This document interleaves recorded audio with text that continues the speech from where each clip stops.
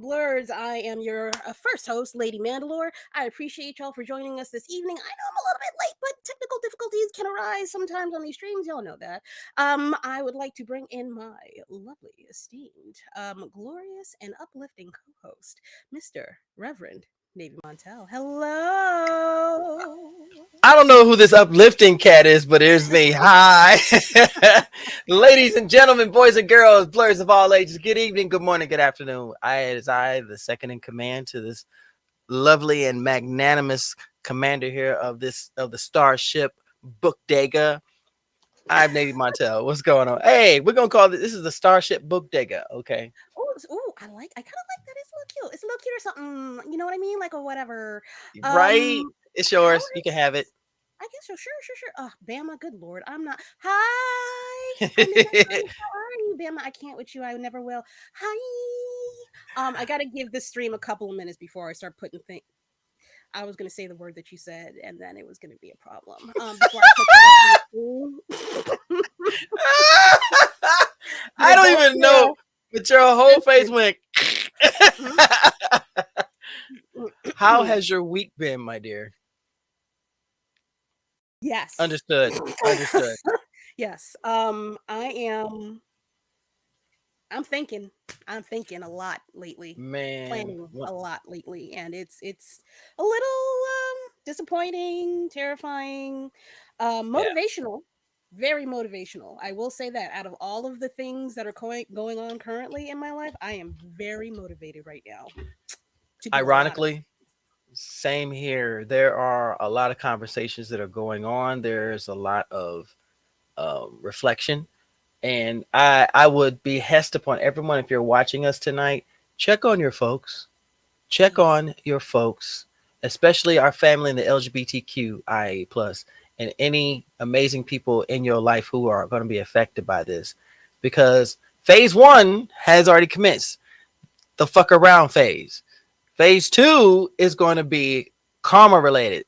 People are going to Mm, find out. That's mm. all I got to say about it. But I'm happy to see your face. I'm happy to see your face too. I'm very much in the mindset of we are going to be here having fun Hmm. at least once a week. Okay.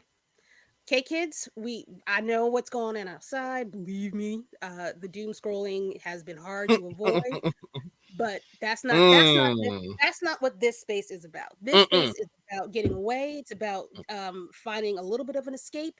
It's about opening your mind to different worlds that or ideas that you've never considered. And I'm happy And for that. being I'm blurty. very glad to yeah, being blurty.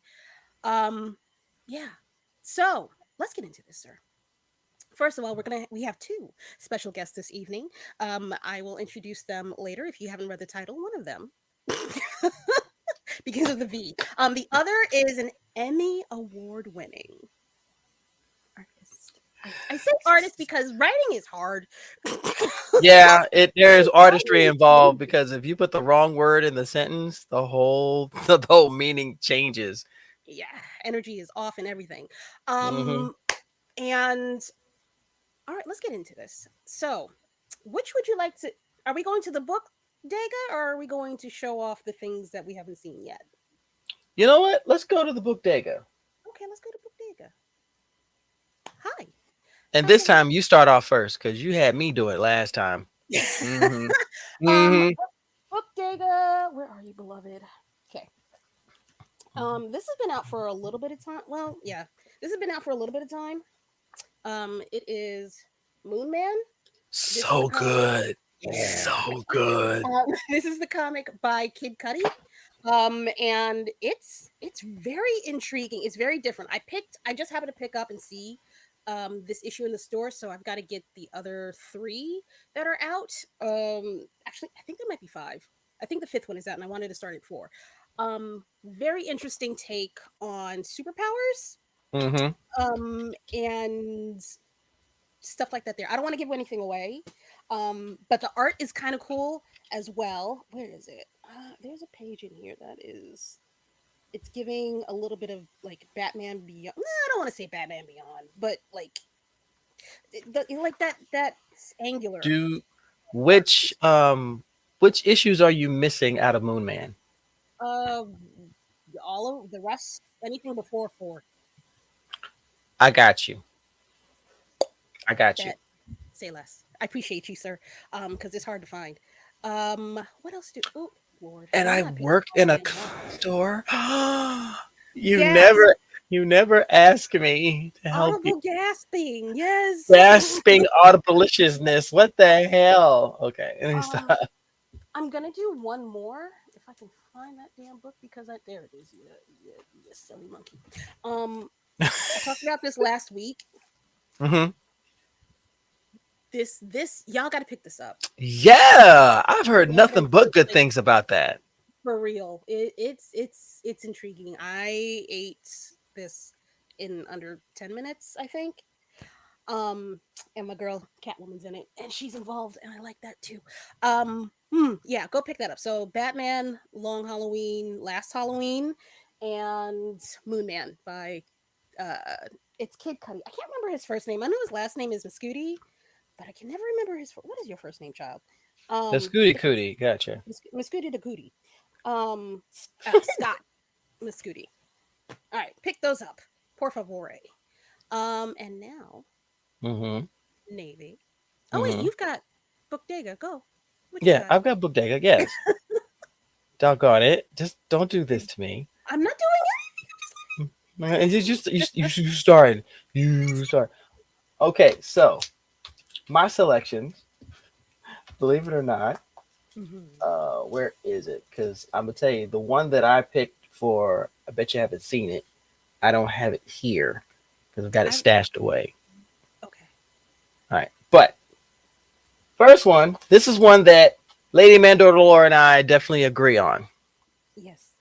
The Moon is Following Us by one of my favorite writers, Daniel Warren Johnson. Let me tell you, this is such a phenomenal comic It is. because it is literally parents trying to find their kid that was taken by a mysterious force called the Cascade, and now they are navigating, they're fighting everything just to get to their child before they end up losing her forever. So you see a story on a timer, and it's so good. If you ever read Dual Power Bomb, then you know how good this writing and this story is going to be. Oh, Interactions, right. storytelling, everything. So I definitely recommend picking up. I think issue 3 will be out soon because I have dun, dun, dun, dun, dun, dun, 1 and 2. Oh, jerk. Oh, oh, No. Okay, let me tell you why. Because the guy, oh. what is this child's name? Kelso at Forbidden Planet. You are the best. He told me he kept telling me, just get the one, just get the one. I'm like, no, my guy, there's two right there. Just let me have a think. Mm-hmm. And I'm like, nah, I think I'm gonna like this one. Let me get it. No, no, no, just go home and see it. I'm like, I know how I am. I want two. I I, wanted the two. I'm gonna need you to not do that. The Moon is Following Us is already in its third printing. Pay close attention to these. Yeah, you can tell if a series is really being received by how many times it's printed. Um, I was able to pick up Ultimate X-Men #1 first printing. It's already on its fifth printing now. Jesus Fifth, Christ. yes. So if you see a story, you resonate with the story, you vibe with the story, don't wait because I'm looking forward to seeing what else Daniel Warren Johnson writes. I want to know. Hmm. You know what? Move on to the next thing. Which one? Which one's your next one? Because I'll go off on a tangent, and it's not necessary right now. We can talk about it later. But your tangents are fun, so that's fine. Hmm. Spartan, congratulations, Deacon. Hi. Hey. Congratulations, man. I So appreciate you. Hey. so I tend to go off the beaten path when if you know me, covers grab my attention first before I Facts. read any story. That goes to anything. But this one's coming from an imprint of a major company. So Boom Studios have their imprint called Boombox. And Yes. Boombox focuses on young adults and those type of stories. And I found one that was so cool because it it combines the lore of social media with slice of life and fantasy and what happens when you don't want the life that you have. Mm. This one, this cover is beautiful. It's called simply The Fade, and it is written by Abria Iyengar, and it tells a story of Jeannie, who is a teenager, first year college student, going through her thing, but life isn't lifing for her, Right. and she is trying her best to get through it. At the same time, in another world, another dimension, you have a character who's going through the exact same thing. So their worlds come together because on social media they tell you, hey, if you follow along this ritual, then you can actually dream what you want to dream and you can visualize it. And they call that procedure the fade. She finally does it at the end of issue 1, and the story takes off like a shot. Okay. Okay. I'm with it. It's I can it's definitely amazing. get But into it. I thought it was gonna be a play on the word fairy. Like you were like turning Faye, into it. Yeah, yeah. yeah, and it seems like it, but even then the cover kind of gives you the idea. It goes from the modern to the mystic and Mm, how these two cross over, and it's an endearing story. It so far from what I read, I vibe with the main characters and I like where it's going to go.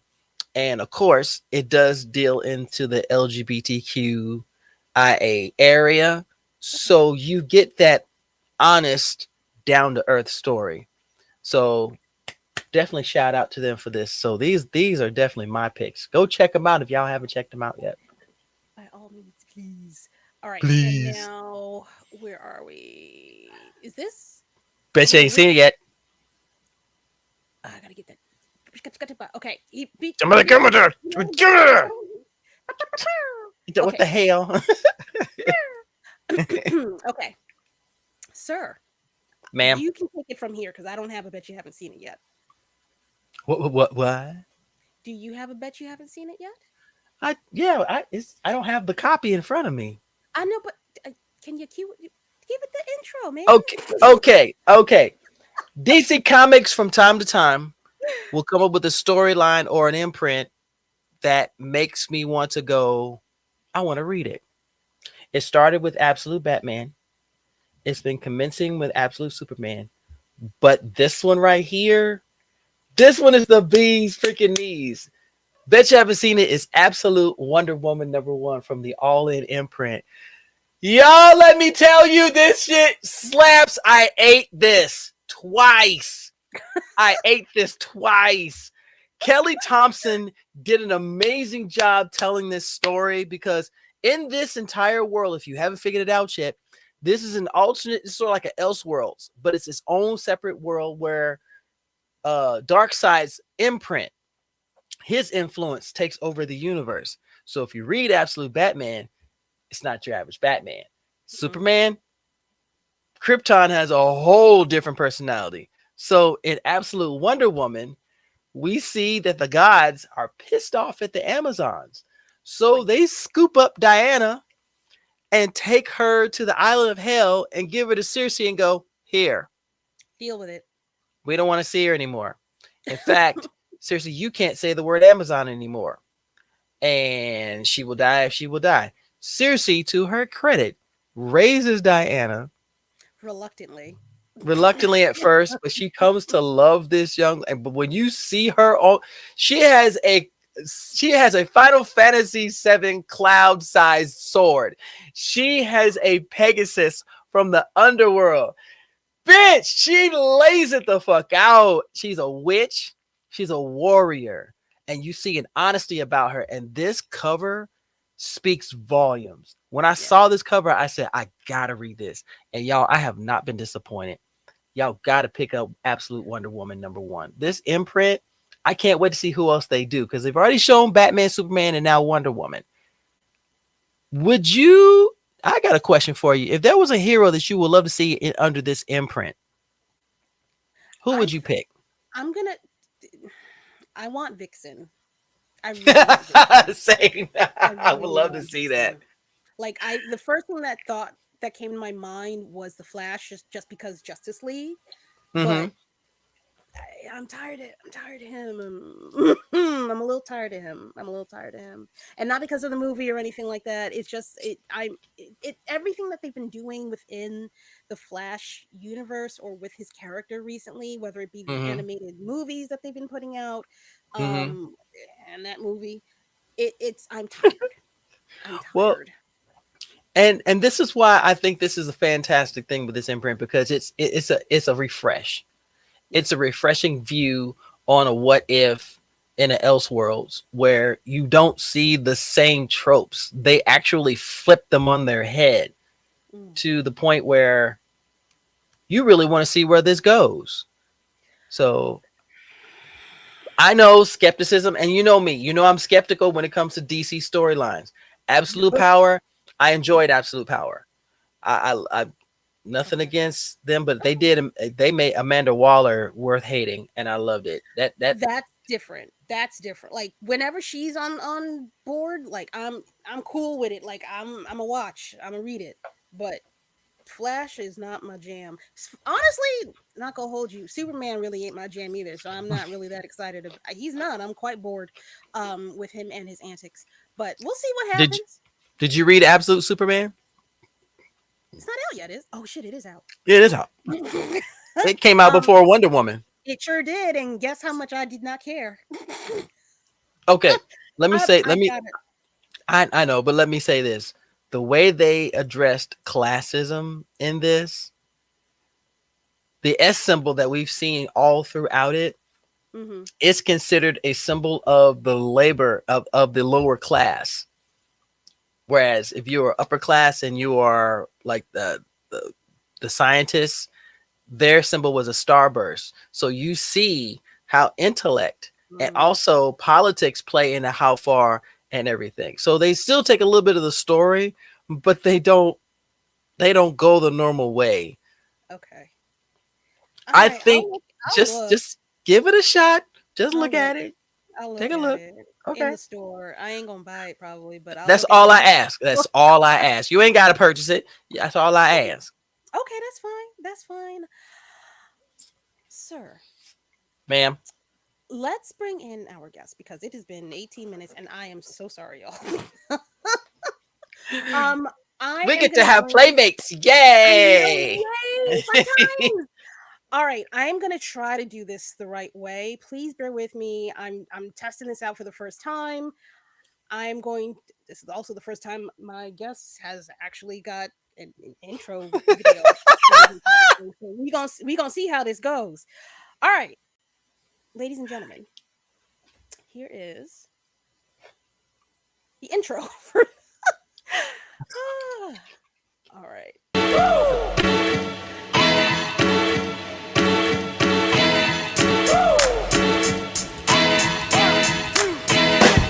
Vashmere Valentine is a visionary storyteller, weaving untold narratives of minority communities television. This life is one of the most complex podcasts I'm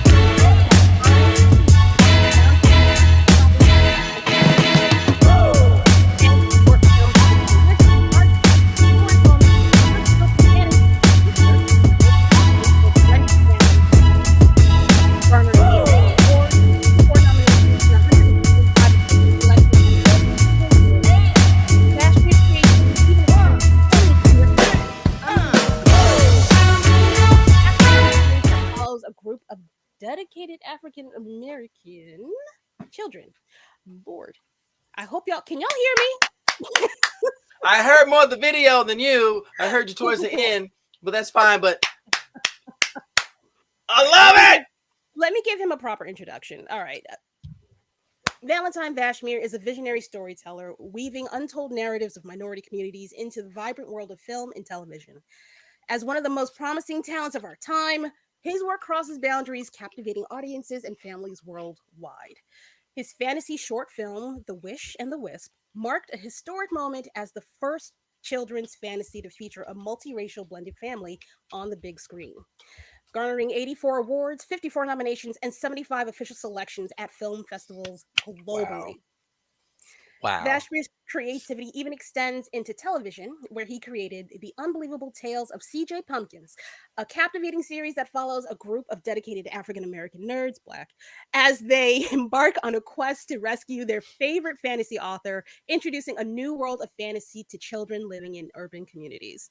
Driven by an enduring passion for fantasy and anime, Vashmere has now turned his boundless creativity to the world of comics.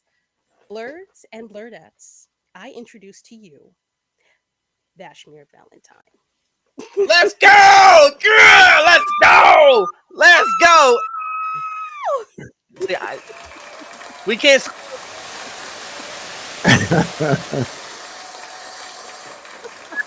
Hi. Okay, there we go. What's up, sir? What's up? What's up? Hey guys. Man, Thank you. I want to be so like much. you when I grow up. Very I much. don't know. I be careful what you wish for. I'm 50. I'm over 50. I all I got is what I got. Lord. And you have another guest here with us this evening. This Emmy Award winning writer producer from West Philadelphia, whose work is focused on celebrating the trials and triumphs of Black life as a way of fighting the erasure and minimization of culture, goes by the name of Gianna Brown. Yeah, let's go. Oh, Yeah, unmute yourself, baby. Why are you Unmute, muted, Miss Gianna? Why are you unmute muted? yourself. You're muted. You're muted, Oh my G. gosh. I promise I'm a young person and not an old lady. I meant to. I know how to work technology. If you haven't seen me on other podcasts, you should know. Wow. We doing That's my that? calling card. We doing Immediately that? mute myself as soon as I come up on the screen. This is what we doing. We're not doing that. We're not gonna do that. It's No. not true. I'm not ashamed of it. It happens. It's look, I'm showing solidarity. What's done has been done. Move forward with your life. Yeah, always, forever. Thank you guys so much for coming on tonight. It is a pleasure to have you guys on here. I have been talking about y'all's comic from the moment that I saw it on my phone. Literally, I'm so excited for this thing. Yes. Pepper Piper is it gives me goosebumps. She is FP. Fucking phenomenal. Okay, Yeah, there we go. Thank you. absolutely. Thank you. Vashmere, do you mind if we start? Do you mind if we start with you, because we've got some stuff that Let me Yeah. tell you, I'm so honored to put this in my collection. Yeah. Really? Really? Yo, that flex came out of nowhere, y'all. Yo, really? You gonna bench press like that? Gianna gonna bench press like that? She comes straight. No, that's not a K. That's a boo. Wrong sound. Oh my All God. right, man. I humbly bow to your flexage. I'm on one knee You got going, it. You win. my lady, I am sorry for my insolence. I will try my best to be a better steward towards the cause. I am so sorry. I bow down. Thank you guys. I can't bow. I'll hit my desk. So I'm like, I bow. Ow. I'm sorry. Oh my gosh. Okay, Vashmere, I'm gonna start with you. Okay. Because this your baby. Yeah. Can you sir. tell us about you first and your journey? Who is Vashmere Valentine? Oh man. So I'm originally a writer and a screenwriter and director, hailing from Philadelphia. The past couple of years, I have spent my time in the city of Atlanta working out there. I've written. I know. Thank you.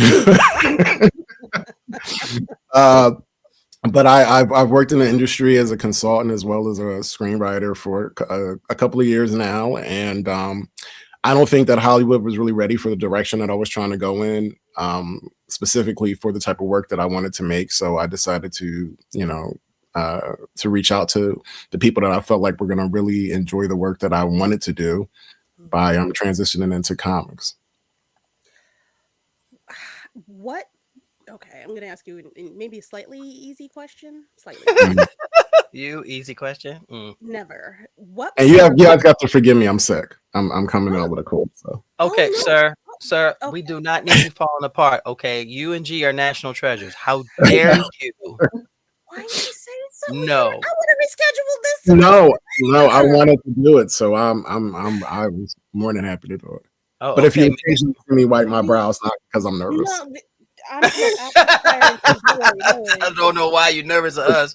We Put just that as weird as the disclosure next statement people. Like, there. don't. Okay. Because that's because this one will make fun of me. Let me say.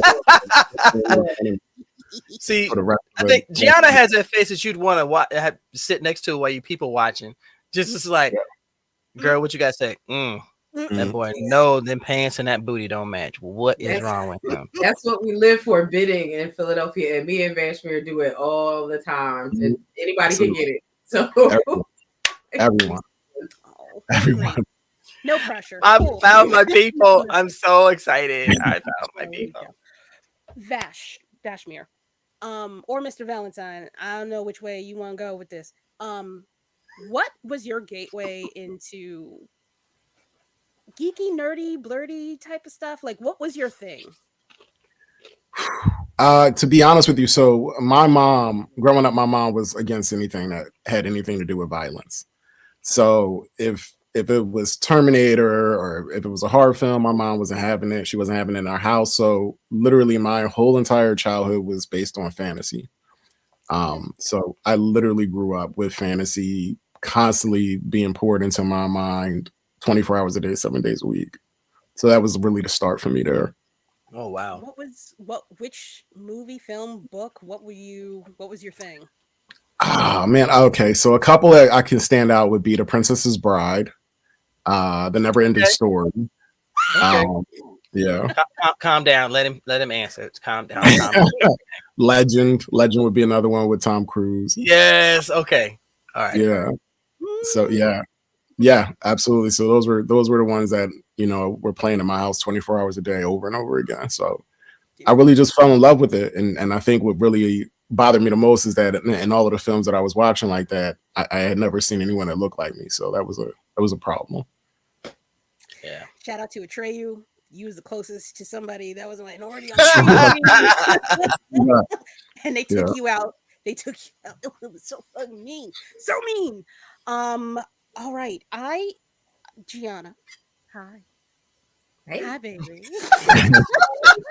Her whole face changed as soon as she was mentioned. What? I'm here. I know you people too, boo boo. I'm gonna get you. Don't worry. I got that was you. funny. I got you. That whole transition was like, hey. So, Miss Gianna, who are you? What is your thing? I'm still trying to figure it out, actually, but I mean, up until this point, I guess, I'm a writer and filmmaker from Philadelphia. And yeah, I just love film. I love video games. I love TV. Just the visual medium and creativity is what I live for. Okay. Same question to you. What was your gateway drug into all that is blerdy? Aside from video games, because we gonna get into that. This right here.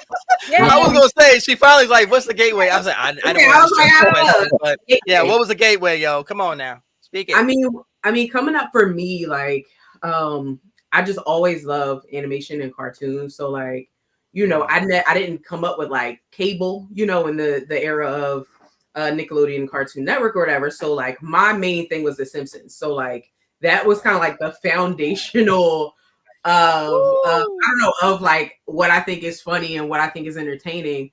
And so when I would go to my grandparents' house who did have cable TV, I just was like glued to the TV, you know what I mean? Because at home I just would read. So that kind of was the way that I just fell in love just for storytelling in general. Like, I just love story. And so, yeah, when as you grow up, you learn like, oh, you can actually do this as a career. You can actually create and, collaborate with really unique, creative people. It was a great opportunity. So, yeah, that's how I got here. I just love being fun and creative and goofy. So, yeah. Yay! Stop being so damn introverted, girl. I see you. I'm extroverted.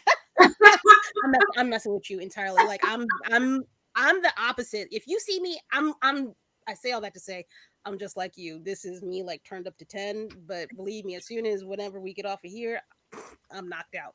Right. We can take it. We can take it as 10. We can take it as 10. No. Just like you gotta start warming up. You gotta turn on the gas, you know what I mean? The water starts to boil, and then that's what it is. It is. I vibe with that. I totally vibe with that. Navy, do you have a query for our guests? I've been acknowledged in being in the presence of these wonderful people. Shit. Thank you so much for your time, and thank you for letting me know that I have been seen, my dear. You are a true. You know what? I'm gonna get my ass beat later, but I don't care. At this point, I've been. Oh, Oh wow! yo, she said, really? Oh. I said I'll do it. I will. Really? I promise. I promise. See, the problem is when you say do it, I never know what it is because you got a list of shit that you will do, and it's like that's just not. That is like not conducive. was that a Goku move? Instant transmission. Yes. Yeah, that's exactly what it was. Oh yeah, it's a transmission, all right, but we gonna leave that alone. First of all, it's an honor to meet y'all and to finally have a chance to chat, especially Vash with the comic you have done. And I will tell you straight up, you and Gianna, this is a treasure. This is an absolute treasure. As someone who comes up growing up on comics, I've had my collection since I was 9 and I'm 55. So comics have always been an integral part. And I could vibe when you said your fantasy and imagination because I came from a church house. So basically I couldn't be sitting in front of the TV all day. But my imagination was always active. So we're going to get to the comic in a second. So for you, Vash, when you started on your journey, did you have an idea of what you wanted to do first? I mean, did you want to be a writer? Did you want to be a creator? Did you want to be a filmmaker? Where did you want to go to first? It was definitely writer. It was always writer. Yeah, it was writer. Because that was the most effective way to make a change was to actually write things that people would want to, produce and make and stuff like that. Mm-hmm. Okay. Well, for Gianna, someone who has grown up reading and watching TV, was there a genre in the nerd space that you wanted to write for the most? Yeah, 110% sci-fi. Like I love sci-fi. I've always been a fan of tech. And it's just, one of my favorite shows is Futurama, just because of how like Matt Groening, he was able to just like come up with ideas about what he thinks the future will be like. You know what I mean? Whether it's tunnels that, replace the subway or just robots that are, your best friends. So I've always been a fan of sci-fi, just Men in Black, Gattaca, the list goes on and on. Don't get me started on sci-fi, but yeah. No. This is a sci-fi house. So I got to ask Vash, do you have a favorite genre? Sci-fi fantasy. Yeah, I would say more leaning towards more fantasy than sci-fi. Yeah. Okay. What particular property in the fantasy side? Well, that's a good question. Of course it is. You mean property? You mean by like film or film, television? As far as, well, maybe if you go into science fiction, fantasy, if you go into superheroes, or if you go into horror, anything like that, those particular things. Okay, so the funny part about that question is that I've written for all of it, and show off. Jeez. I have. I know that sounds weird. One thing I gotta like. Yeah, but I would say that my favorite has always been fantasy, because for me it has always been important for me to create fantasy for African Americans, and I have fought with Hollywood on that for so many years. Sometimes giving up. Because I believe that that's where imagination exists. And if your kids can't dream and they can't escape and find escapism, then they're going to find something else. Thank you. I'm too close to my mic. I can't stand up. But see, you in a falling over like, yeah. I can do this. Lady Maddie Laura, I'm sorry. That's That's all I got. I'm so sorry. It's true though. It's true. It really is. And what's if I'm gonna probably get myself in trouble for this, but I've written a lot of different fantasies over the years, and I've actually presented these fantasies to a lot of different um production companies that were black owned. And a lot of them said that African Americans don't watch they don't watch fantasy. Oh, So okay. yeah, Okay. that's So unfortunate. I'm not going to name drop, but it's just an unfortunate thing to hear that from your own people when you know it's just the opposite. Um, and I think what's going on right now within the blerd community is funny because 6 years ago I had predicted this, and now now it's starting to come to fruition. And if you're noticing, a lot of the movies that are being made, they're not making as much money as they did before.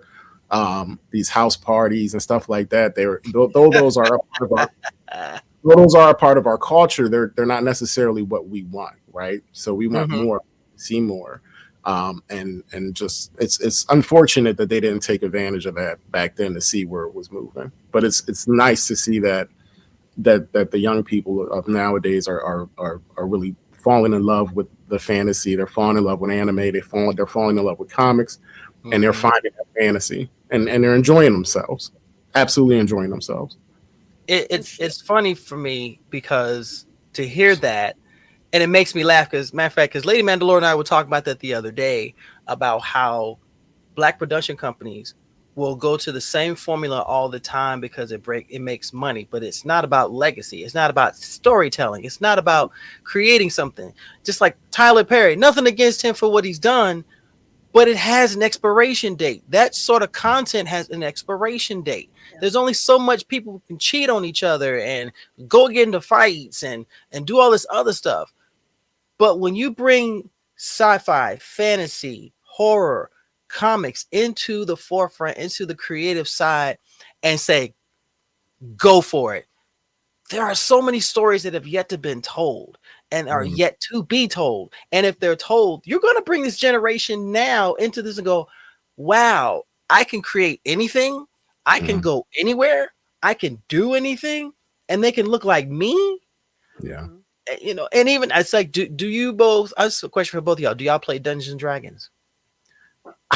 Okay, so Not D&D, but I support it. Yeah, I'm down for it. I just never. None of my friends ever played it. But it just my seemed it seemed like a great. It seemed like a great game, but I just didn't. I just never had like access to it either. You know what I mean? And I Right. think some of that Okay. is manual was too long for me. Stop. No, no, no, no, No, no, no, it was no, too no, long. Maybe it was no, crazy. It was like a no, textbook. no, no. We're not going to He's do not that. We're not wrong. going to do He's not that. wrong, Okay. but Wait, Which and in my defense, I do have an issue with people that play games, and then this is just me personally. I have an issue with people that play games uh-oh. that have more knowledge about it before I do. So, i.e., for example, if let's just say if it came out tomorrow, I would be all about it, because I feel like me and you would be on the same path. But I feel like now I would be at such a disadvantage that I would the inner me would be too upset. No. And see, that's the great thing about this gateway. See, first, okay. I'm gonna let Lady Mandalore handle this because if I step on this soapbox, it's a wrap. Okay, It's look. a Hear me wrap. out. Hear me out. And I also, have for my defense, Dungeons and Dragons was a little before my time. I was more Pokemon, Magic, Yu-Gi-Oh, that situation. So Ain't no wrong with that because I'm a duelist. I still, I feel that. I feel that. That's me. I feel that. It just, Right. but Dungeons. Okay, I too I had the exact same issue that you got. I ain't got no friends that's trying to play that. Whose house am I going to? Mom ain't giving nobody no money to get them type of devil worshiping books to do all that Right. kind of mess. Whatever. So here I am in my years of age, and I'm still looking to play the game. I have had three opportunities, three opportunities to learn this hoe, and every time something goes sideways. However, it's not hard to learn. Like each time I get mm-mm. into a group, I do pick up something else. I have the exact same issue that you do. If I don't know how to play, I feel like I'm going to be a lame and slow everybody down playing the game. I don't want to Right. do that. I want it. Stop it. Stop it. Give me a second. Let me cook. Let me cook. Tag in. I'm waiting to be tagged in. You have no idea. I'm waiting. I am waiting. Okay. The whole thing, but you can't. If you find the right group, and there are a lot of right groups depending on which journey you want to go on, you don't have to feel that way. You, honestly, Okay, that's fair. A bunch of friends, they're going to take their time because they too had to learn how to play this goddamn game. Maybe. Exactly. Maybe when you come to Philly, you got to teach us. So yeah, I mean, look. Here's the easiest thing about it. Okay. I've been playing since I was 16. I don't know everything. I have played I've been a partial dungeon master, and I'm a full-time player. The key thing in learning how to play is your ability to want to tell the story.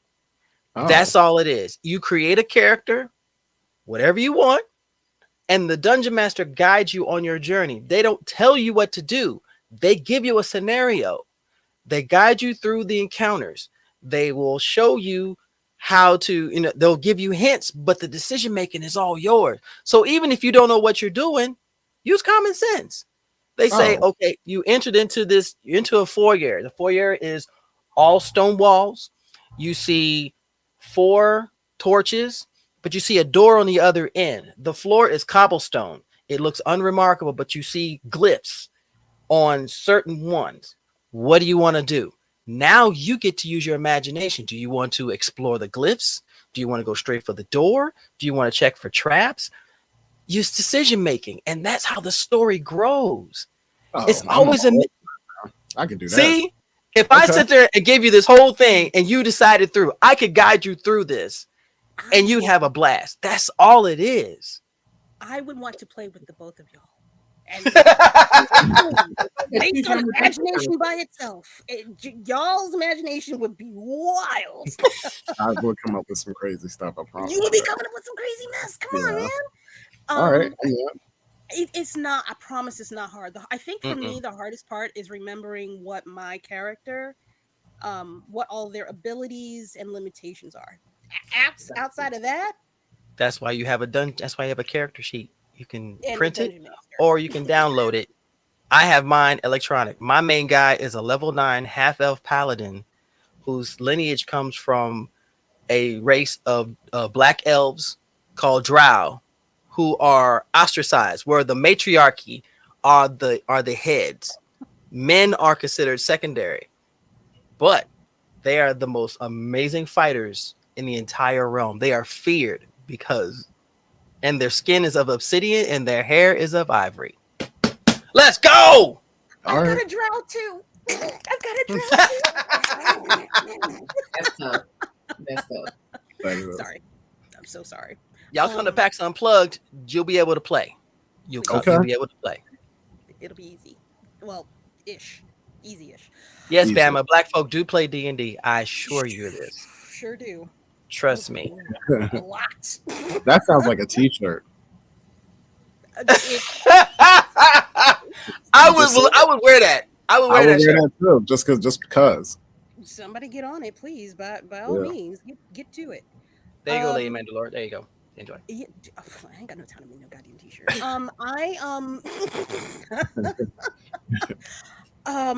Lord, how did you guys come up with the premise for Miss Piper?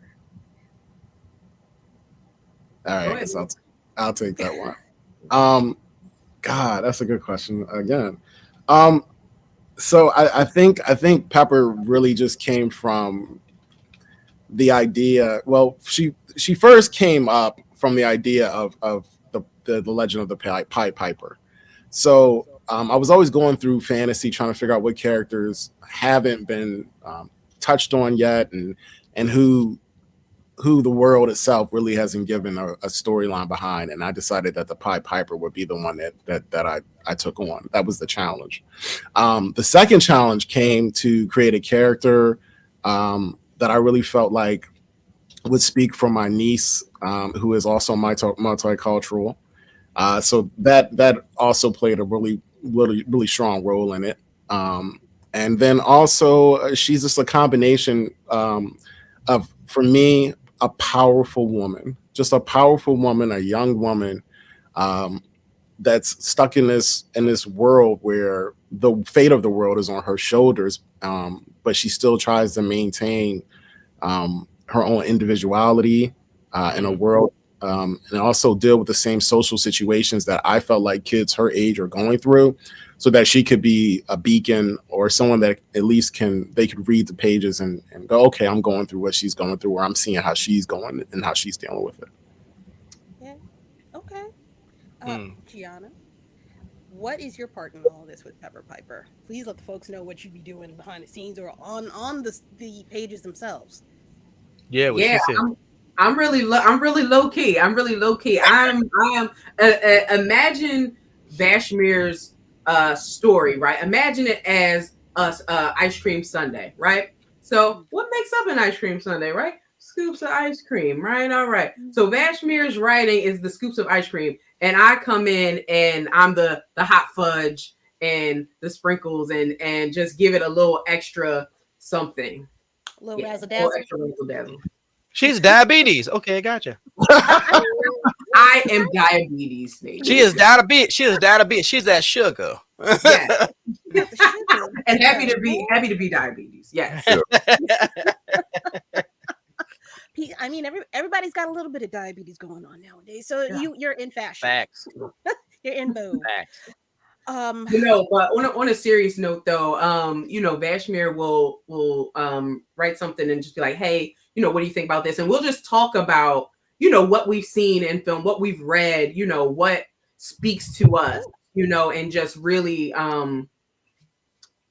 just kind of brainstorm it and take it to another level, So I'm very blessed and very very fortunate to be a part of this comic because I always tell Vashmere, at least for me, and I'm a big up my man's right here, and I tell him all the time, it's like knowing Stan Lee back when he was first writing the first Marvel comic, right? It's just like it's having a vision, and Vashmere has blessed me with talking through the entire story, so I know a lot of what happens. And oftentimes I gotta tell him, like, wait, no, just don't give me too much because I just want to learn it as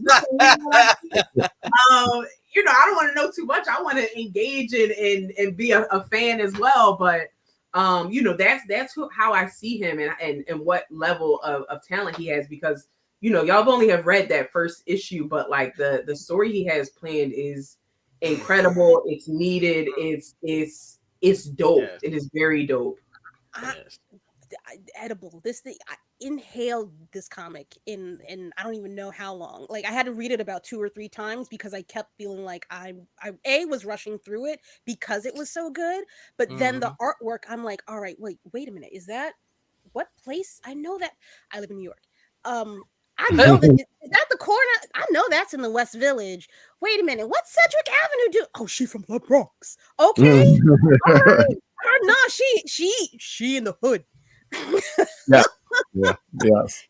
She's gonna be all right. If she didn't have anybody training her, she would still be all right. Yeah. I love the way the story is written. Matter of fact, it's not going. It's not over embellished. It's not exaggerated. It's exactly where it needs to be. And a lot of stories in comics, they dial it up so high that the reader will lose interest really, really quickly. And I've read my share of comics, and the one thing that made me laugh during the entire time is when anyone would refer to her outside of her pronoun, and she would say, "Pronouns, please," and I would start giggling every time because I'm like, I have friends who do that, and they're like, "No, pronouns, please." You gonna ask me, or do I have to yell it at you? Please don't yell. Please don't yell. What are your pronouns? Miscellaneous, nigga. I don't need this right now. But the way it's written and the characters, I love the characters. Pedro Pan, I want to see more of him. Yeah. Ryan Hood, I want to see more of him. But Pepper is a badass. Yeah, no, unmitigated badass. Just that smart ass hero, and I love it. So I guess my question will be to both of you: what have been your favorite parts of this journey? Go ahead, G. I'll let you answer that first. She's like, damn it. Right. So, just it's weird when your friend has like an idea, right? And they're just talking about it, right? And as writers, you bounce ideas back and forth, like, well, I got this idea for da. And there's been so many times where I've had an idea and I'm like, all right, Vash, well, can you check out these pages and tell me what you think? Give me feedback, And so, from hearing this about Pepper as an idea, as a concept, right? To actually physically having a comic. There's some exclusive cover, you know what I mean? Y'all can't get this. You know I'm sorry, I keep showing it. It's only what I got, But this not with the pale face. Listen. I'm happy with what I got. Okay, Yes, it's getting bagged and boarded. That's all I gotta say. Don't yell at me. Okay. Having it from conception to completion, it's just very, very gratifying. And to be here for this entire ride is just incredible. But I forget the question. Sorry, I got so excited about your favorite part of the journey. My favorite part of the journey is really just coming up with just cool stuff for different abilities for folks, different weapons, different these different characters. I don't know if y'all read about Idris, but he's one of my favorites. Idris is he reminds Samuel L. Jackson could play him and it would work out so well. I could just see him playing him in a live action or even voicing him.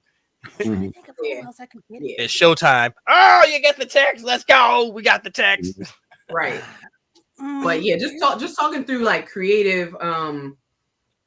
Vash, I want to talk about the sword, but I don't know if you want to talk.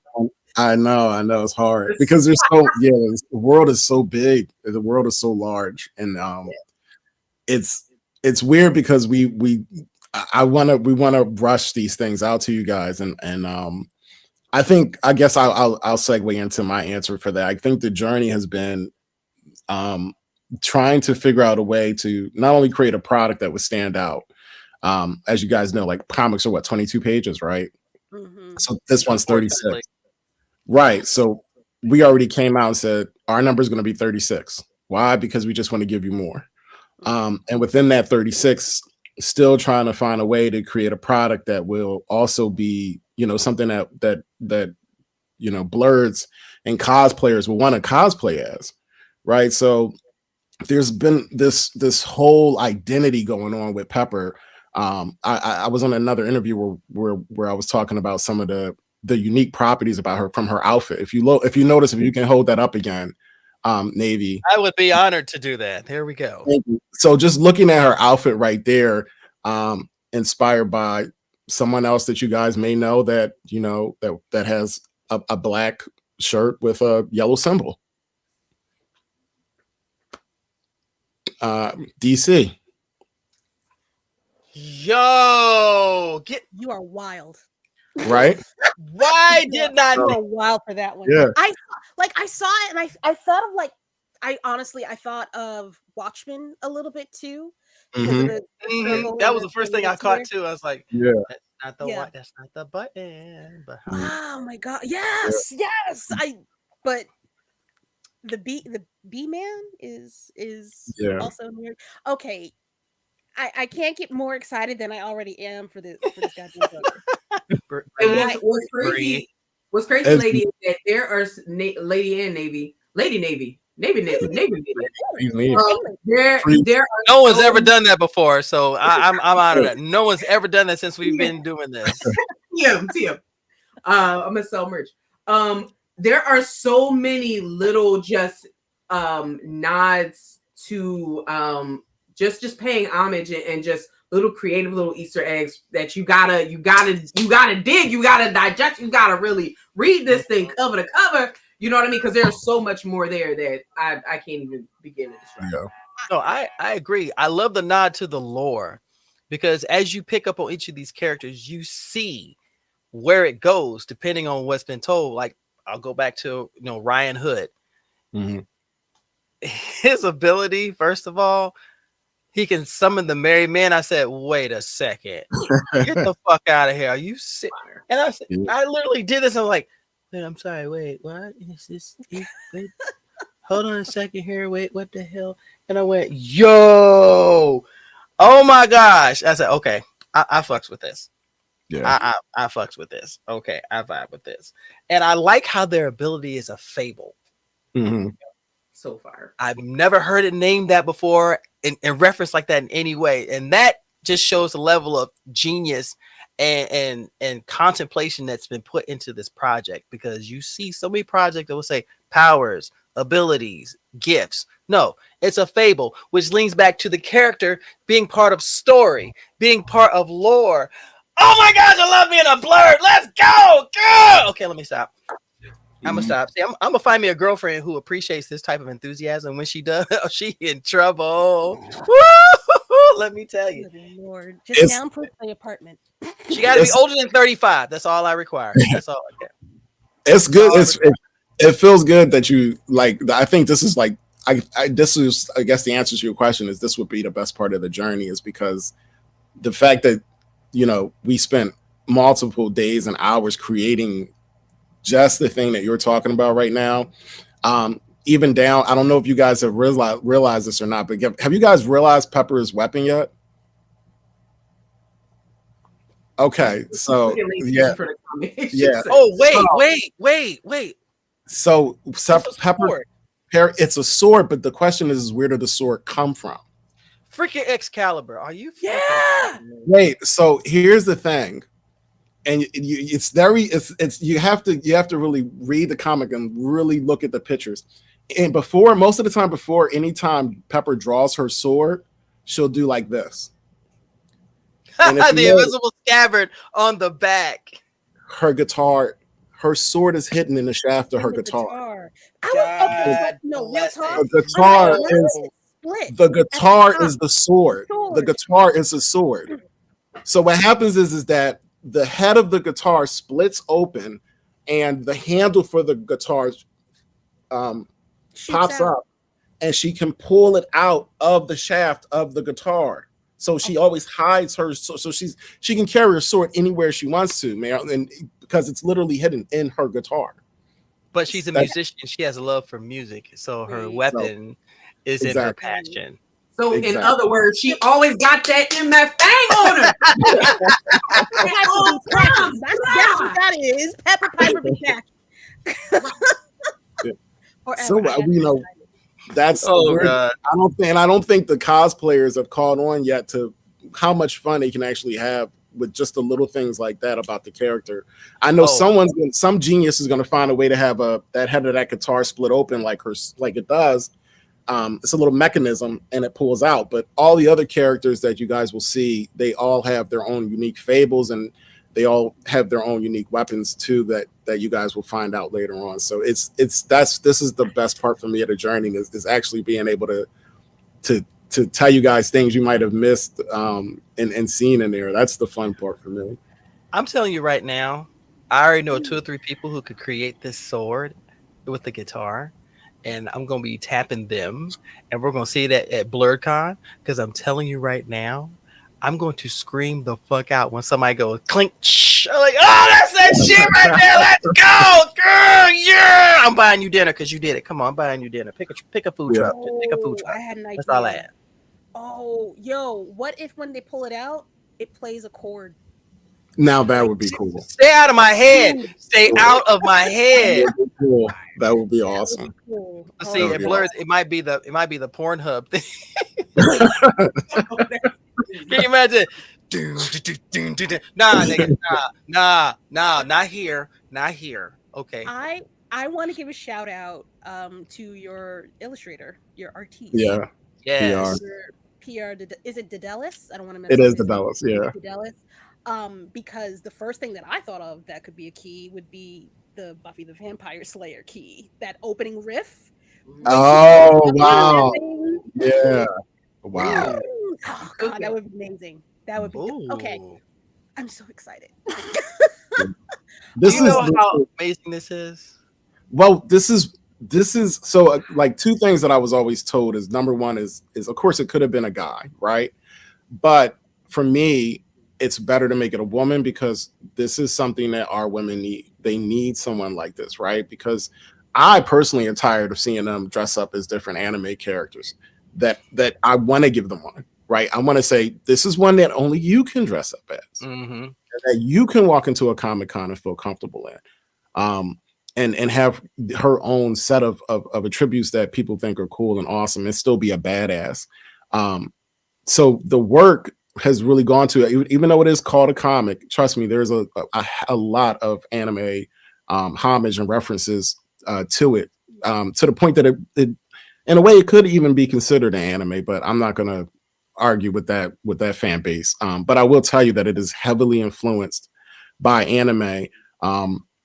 Even the fact that there's certain characters in it, like I'll try not to tell too much, but like Pan, speaking of Pan, so Pan's fable, yeah, so Pan's, because Pan's fable is such a strong fable, it's something that is always active. He doesn't have to activate it, it's constantly being active. So one of the things that character is going to be faced with is that he really doesn't really have any other power than that. So his journey and his arc is going to be trying to find out, you know, what his place is within this witch hunter organization, because really the only thing he can do is live forever, right, and fly. But like most anime, you're going to find out that there is a power that he can, you know, bestow that is a lot stronger than anything that you could possibly imagine. So Puberty. it's just there's just I could go on for days talking about it, but I want you to know that you are a part, you're a part of something that literally has been a work of progress for 3 or 4 years, and that has been comprised of everything that you watch and everything that you enjoy. That's the last thing I can tell you. And then the topping on top of that is that it will include diversity, which is our number one goal, but it will also include the topics that we deal with. Like, I'm not sure if you know this, but Pepper's mother, they're in the family. Yeah. They're in the LGBT family, yeah. Q family. Yeah. So people will not like her for that. And they will judge her for that. And that's something that she will have to deal with, that relationship. The relationship that she is mixed, there are people she's going to have to deal with that. So there's just certain things that we deal with in our society that Pepper's going to deal with, and you're going to see how she reacts to it, and you're going to see how people react to her. So even though it may seem like it's a fun loving comic, it's definitely going to still deal with a lot of topics that we deal with today. It's very serious. It's dark. I see the dark. I see the dark coming. It's going to be a problem. Oh yeah, it's going to get dark. It's unfortunately dark. Yeah. So is Pepper non-binary? Because she screams pronouns a lot, and she is now. She is now. Yeah, but again, like it could or could not change. That's what I love about her, is that she's a teenager, right? Yeah. So a lot of the decisions that she's making is based on the world that she lives in, and the things that she's open to and the things that she sees on a daily basis. But as she continues to grow and mature, her ideals may change, but or they may not. But that's what I really love about her, is that you're growing up with her. And that was one of the main reasons why in the first comic, you are starting off with her, right? So she's powerless, right? Because she doesn't have a fable. She can't use it. Idris is terrified the fact that she can't, and we don't know why she can't. But yet she still has this legend of this power. And she has this mother that's well known as being like one of the most badass people in the world. So you are really literally starting off at scratch with her, just trying to figure out everything that's going to move forward. And that's one of the things I wanted to do, was have you go through that journey with her each issue, both as a hero, but also as a person too, as well. I like how you've written it where we're not just observers. We're walking with Pepper through each of these mysteries. And when she finds it, and I'm going to spoil it for some of y'all just a little bit. I don't care about your feelings. You need to support these good folks and go get this comic however you need to. Plane, drain, rabbit, squirrel, whatever you got to do to get to it, you need to get to it. All right. I said what I said. Now, what I like about the story is the fact that there is this witch that watched her mother die, but they never said anything else about it. But to find out where she is And now the mystery deepens. I said, I love a good mystery. And it's just, and we're walking with her. That gets me excited because there's not a lot given away, but you have clues to make you sit back and have a discussion like, wait a second. Her mom was one of the top inquisitors and she died. And they said, well, which did it? But that don't make who okay and why don't we like Ryan? Okay, there's so many different questions to go with this. Will Pedro ever sleep in his own bed? Inquiring minds want to know. I will tell you this though too. If you so there's two things that I guess I can talk about without getting in trouble is that there's several references to things inside the comic that will answer it. So it's kind of like if you remember Final Destination, one of the things that I love most about Final Destinations, which is a lot of people don't know, is that if you watch Final Destination, the director tells you how someone is going to die before they actually die. Mm-hmm. So what I guess everyone is kind of like known for know that that's kind of like the catch with that film. So we've done that within this comic too. So from the first page, if you look very closely at the first page, or not the first page, I think it's the third page where you actually see Pepper outside of the bar. Yeah. If you look in the corner, there's a poster. And if you look at the poster oh, y'all just going back. Yeah. Now, do you see? Do you catch it? This comic is like national treasure, y'all. Like, yo, gotta like. Now, here's something else for you too, right? You are not wrong about that. I'm sitting there, I was like, oh shit. So, yeah, we're putting little like you have to, when you go through a page, you have to look at the page. Because I will put something in that page that will reflect something that happens later on in the comic. Something else that I know somebody else asked me about is they were like, so the witch at the end, tell me about the witch at the end. And I said, what witch at the end? And they were like, the witch at the end. And I see. I was on that same shit. Like, nah, this ain't what she's supposed to be doing. I see what you did there. Because like I say, you just got to read the title. Right. If you read the title tells you exactly what you're dealing with at the end of the book. Like it's right there. It's in your face. And then there's also two other references that Pepper makes to this title of this thing that she does not know what it is when she this thing says to her, you're not scared of me. And she says back to it, I've been in New Jersey. Nothing scares me. Right now, if you take that Jersey part, right, you hold on to that and go back to the third page where there's a picture. What does that say? What does that magazine say? What does that magazine say? And we all know where that thing is from. So she's literally telling the audience, I know of this thing because I was just there with this thing. So it's just like little teeny small tidbits is going to be kind of sprinkled throughout the comic so that if you catch it, it'll make the reading experience more enjoyable. And of course, later on, when you get to like, issue 3 or 4 or even 20, you'll be like, oh, I remember in issue 1 where such and such says such and such. So we're really trying to treat this as like, a smorgasbord for the reader. So it's just not about, because the artwork is taken care of. Yeah. Like we absolutely could not have been blessed with a better artist. But as us, the writers, now we have to do our point to make sure that you guys, are really like, this is, you can have conversations about it. Can I say this is absolute genius? Yeah. On every level. The both of y'all.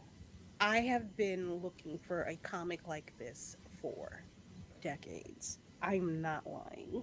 When I'm not even. Neither have I, and I've been alive for decades. So I'm telling you that right there. Same. I genuinely try to not overdo stuff. I am actively excited for this comic, and I don't know who I need to tell to give y'all the monies aside from the direct public. But what is it? 6 seasons in a movie is what I'm looking for here. Okay. I'm working on it.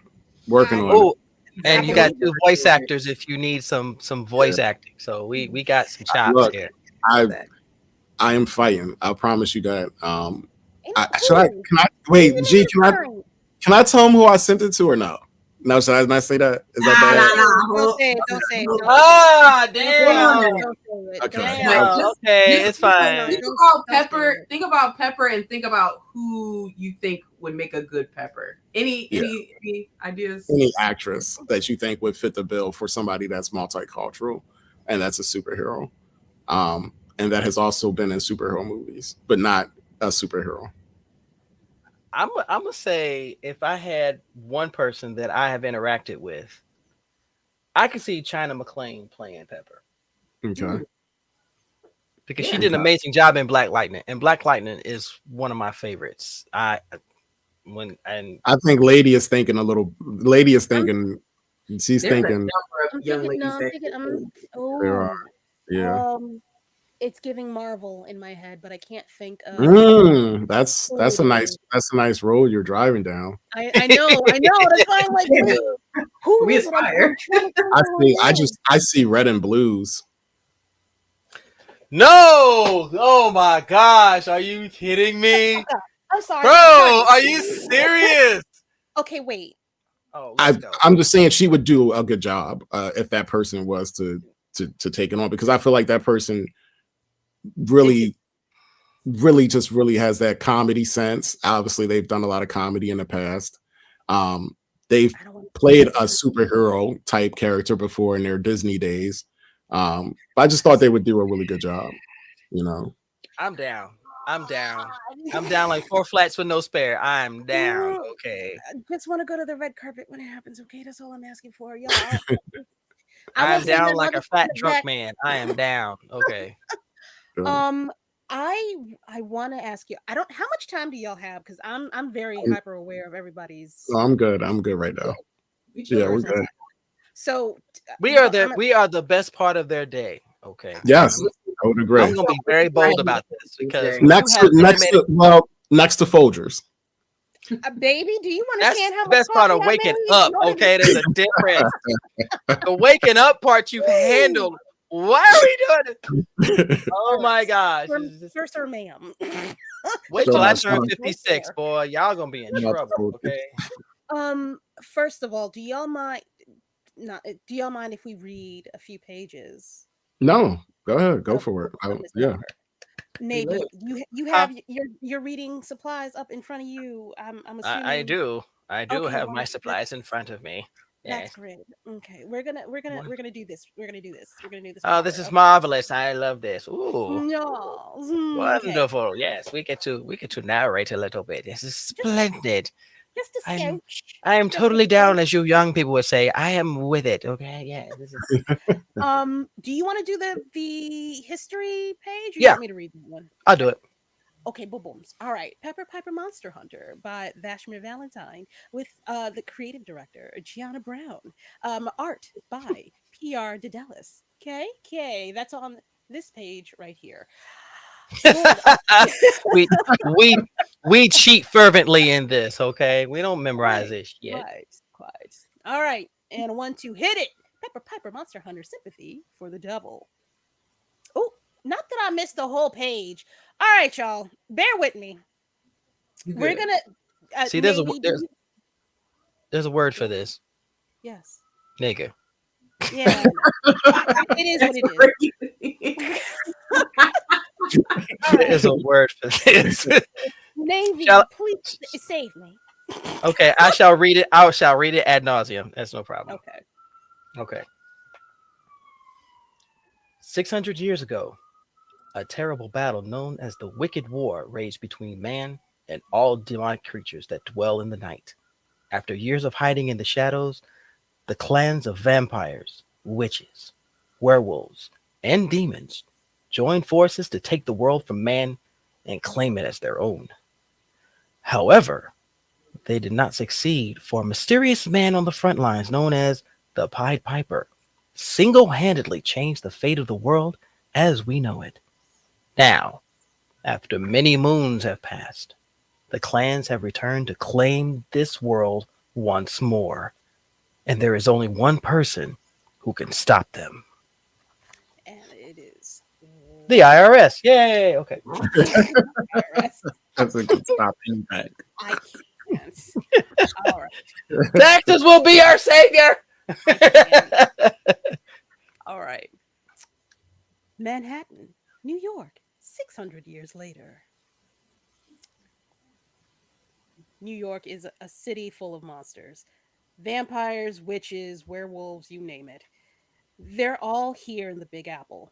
They sleep in the shadows during the day, but when night falls, that's when they awaken.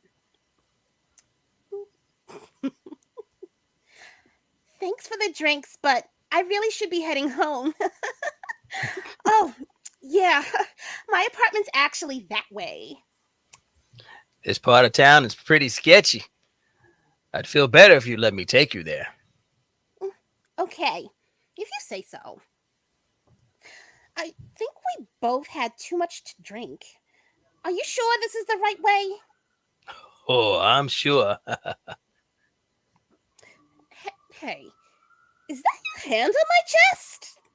Relax, baby. Let's have a little fun.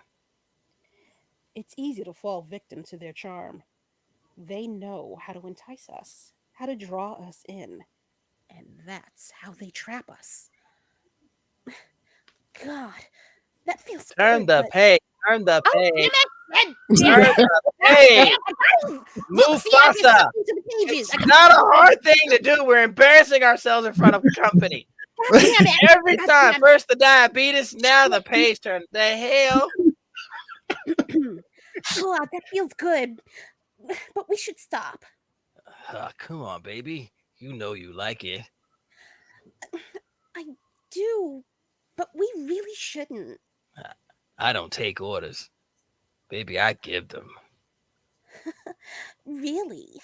So you're a bad boy? Damn right.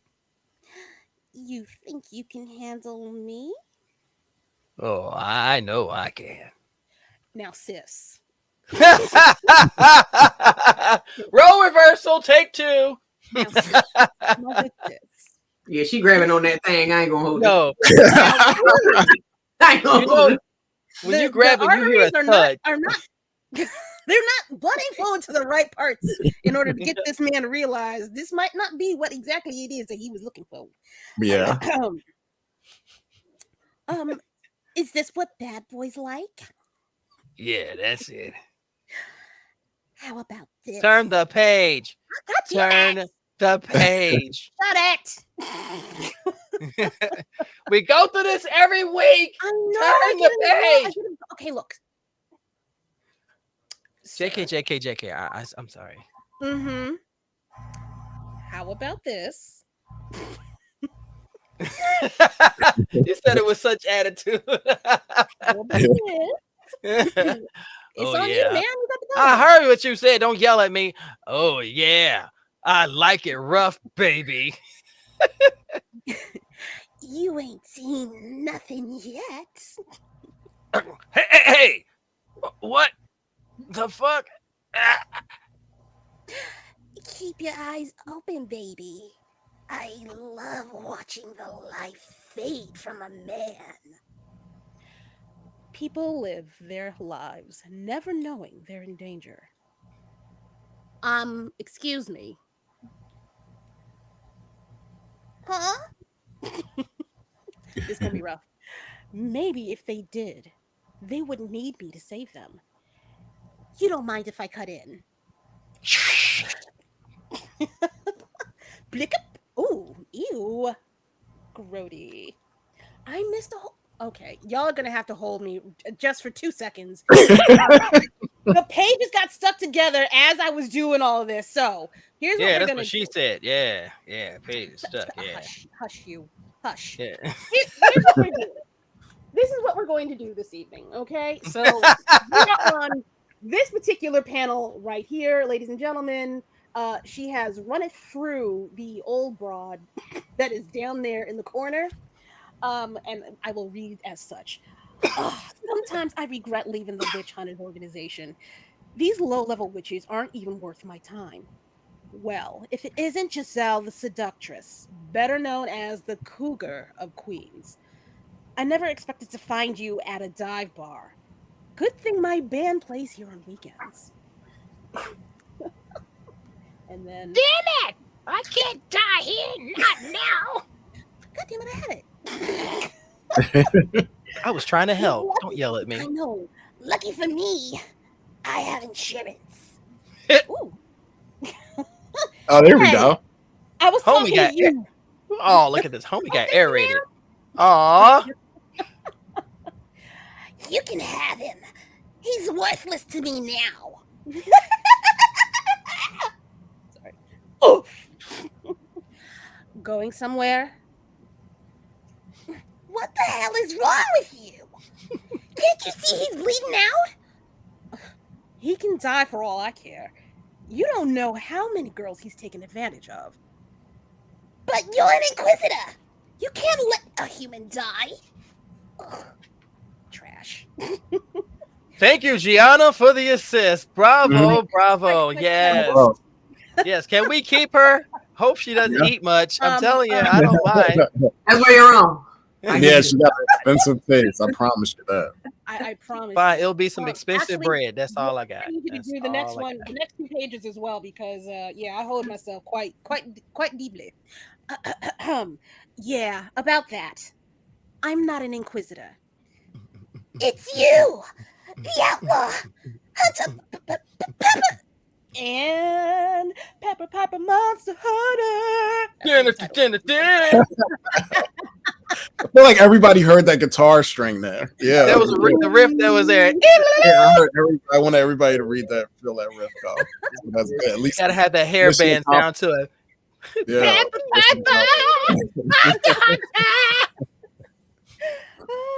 Okay. I was an 80s kid. Don't yell at me. I'm stupid. This can't be. We killed all the Pipers. You missed one. So the rumors are true. The last Piper did bear a child. Enough small talk. Where's the witch with the glass eye? Is someone still bitter about their mother's death? Last chance, Grandma. Talk. Go to hell. You Pipers don't scare me. Scared now. You bitch. The next time you see your mother will be at the gates of hell. Not cool. No one told me she could shapeshift. The High Priestess has returned. A new wicked war is upon us. But you won't be around to see it, because you'll already be dead. Like- And then Kersplook? Is that a word? Kersplook it? Bang. Oh, goddamn. He got it. Now, see, look. He didn't have to do all that on old girl because, look, like, really? Bang! Seriously? Do you have any idea how much product is in my hair right now? You call that Navy? You call that an interrogation, kid? You call that shooting, bruh? You almost hit me. Don't you think she was dead the first time? The second shot wasn't for her. It was for him. Wow. He was a vamp? I thought he was just skipping class the whole time. Trash. Did you get the next page? Did she get the? I'm Yes, she trying got to the get next page. Shut up. Shut it I'm up. so proud of you. There you Okay. go. Read your part. Ooh. This was a setup from. This was a setup. You weren't stalking them. They were stalking you. Duh, I knew that. Okay, full disclosure, I did not know that. When did witches start working with vamps? When they heard about you. Don't forget, you're a piper. I suggest you stop broadcasting that. If the witches find out you don't have a fable, the whole world will be doomed. Whatever. Vamps and witches working together still doesn't make sense. This is New York City, kid. Nothing ever makes sense here. Facts! Okay, let me start. Hey, watch it, watch it. Watch your mouth. You need to focus, Pepper. Stop putting all your attention on finding that one witch. Kill first, ask questions later. Got Yeah, it? got it. Yeah, got it. There's a new witch in town. Of all the big guilds are after her. They say she's pretty strong. You up for a challenge? Hard pass. I haven't been to band practice in over a month. I hear she's worth the hefty bag, enough to pay for that new guitar you've been eyeing. Ugh, what do I have to do? Find her before any of the guilds do. Find her? You do realize this is New York City. You know where to get this. You know where to get the intel on the strange and the unknown. Coney Island. If I were you, I'd stake that vampire before he wakes up. Come on. Oh, wait, no. Go ahead. Sorry. No, that's you. It is me? Come on. You know that was funny. As funny as that cut-in line of yours. Wait, how long were you watching me? That Idris Ichabod Crane, ex-inquisitor turned hunter for hire. His fable allows him to summon the headless horseman. He took me in as my mentor, but I wish he'd stop treating me like a child. Yeah, can we shout out to Juicy Beetle up top there with the release of Beetlejuice? Juicy Beetle 2. Yeah.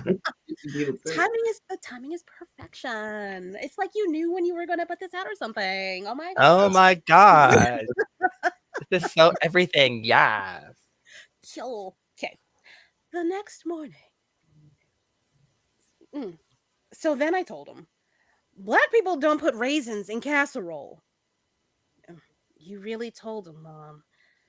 Shirley Williams, recipient of the Smile Sweeter Than Apple Pie Award 3 years running. My adopted mom. Morning sunshine. You look tired. Patty Good, judge of the Smile Sweeter Than Apple Pie Award for this branch of Hamilton's Diner. Also my adopted mom. And no, this isn't a sitcom. Actually, I'm comfortably numb. Believe it or not, these slightly older baddies were in a band with my real mom called the Deaf Rats. It's a Piper thing. You wouldn't understand. Love the reference. Love the reference. Stay out too late last night? Something like that. They still don't know about my late night hunter hobby. And that, ladies and gentlemen, that's it. That's all you get tonight. All right? We give you a taste without pissing you off. Yeah. Okay. Let me start. That is more than enough, I think, to get y'all intrigued into this comic book series. And this is issue number 1. Indeed. There are 20 plus more pages to go, and they are action packed. There is intrigue. There is who it is over here, Harpo. There's a whole bunch of stuff going on in this comic that you need to get into deeply. It's really, really like I gotta put this down. Hold. I knew you would. I knew you couldn't resist. There we go. I need issue 2. Did you so did you see the preview for the second one? It should be on Next Up Comics page, but there's a female in the back that's running after Pepper. It's on. I don't think it's. I think it was only posted. It's like the preview for the next comic. It was on. It should be on Next Up Comics page. Is it It's on like a music. Instagram? Yeah, and it's like a music intro kind of. It's like kind of like a funky guitar. But if you look at the picture, it's Pepper and someone running away from 2 other people. If you you gotta look for it. But if you yeah, there's a black girl on there with dreadlocks, and she's wearing a skirt, and she has fishnet stockings on. I think I got it here. Hold on. Best you allowed to talk about my girl? Well, that's no. I'm not talking about her. I promise I'm not talking about her. This is. I just want to let her know about this. I was I'm not gonna take it as soon as you mentioned she lit up, and I was just like, "You gonna Yeah, talk about my girl?" I'm like, "Okay, okay." there's- All the tea, all the coffee, all of the sweet rolls. I We about will to sit say at the this. table. Okay. I won't talk about this one character. Yeah, Is it so her? that character in the back running with the guy Yes. with the dreadlocks. You see her? Mm-hmm. Yeah. Off on the right That side behind the other girl. yes, that I will say this. That is Rapunzel, and she is a badass. Shut the Get fuck the up. fuck out of here, bro. That is the only thing I'm allowed to say. I will not say nothing else. But that is why Pepper is running You said because that those. 2 things ago. Okay, that you weren't gonna say nothing else there. Yeah, I promise I won't say anything. But I will let you know that character is Rapunzel, and that's why she has dreadlocks. And she is a badass. Oh, She is a badass. Everything about this comic I is legend. I want Oh that hoodie. I want that hoodie. is Whoa. is this her too? no, she's not in this one. But I will tell you one thing too, and this is one of the things that I really love. Why I feel like that this comic speaks for us as a certain people is that if you come out of there real quick, Okay.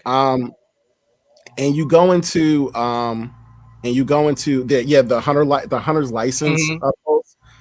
The reason I love this so much is because the company is really trying to let us know, or people that don't know about our culture within this comic. So obviously, if you know your history of hip hop, 1520 Sedgwick Ave is known as the birthplace of hip hop.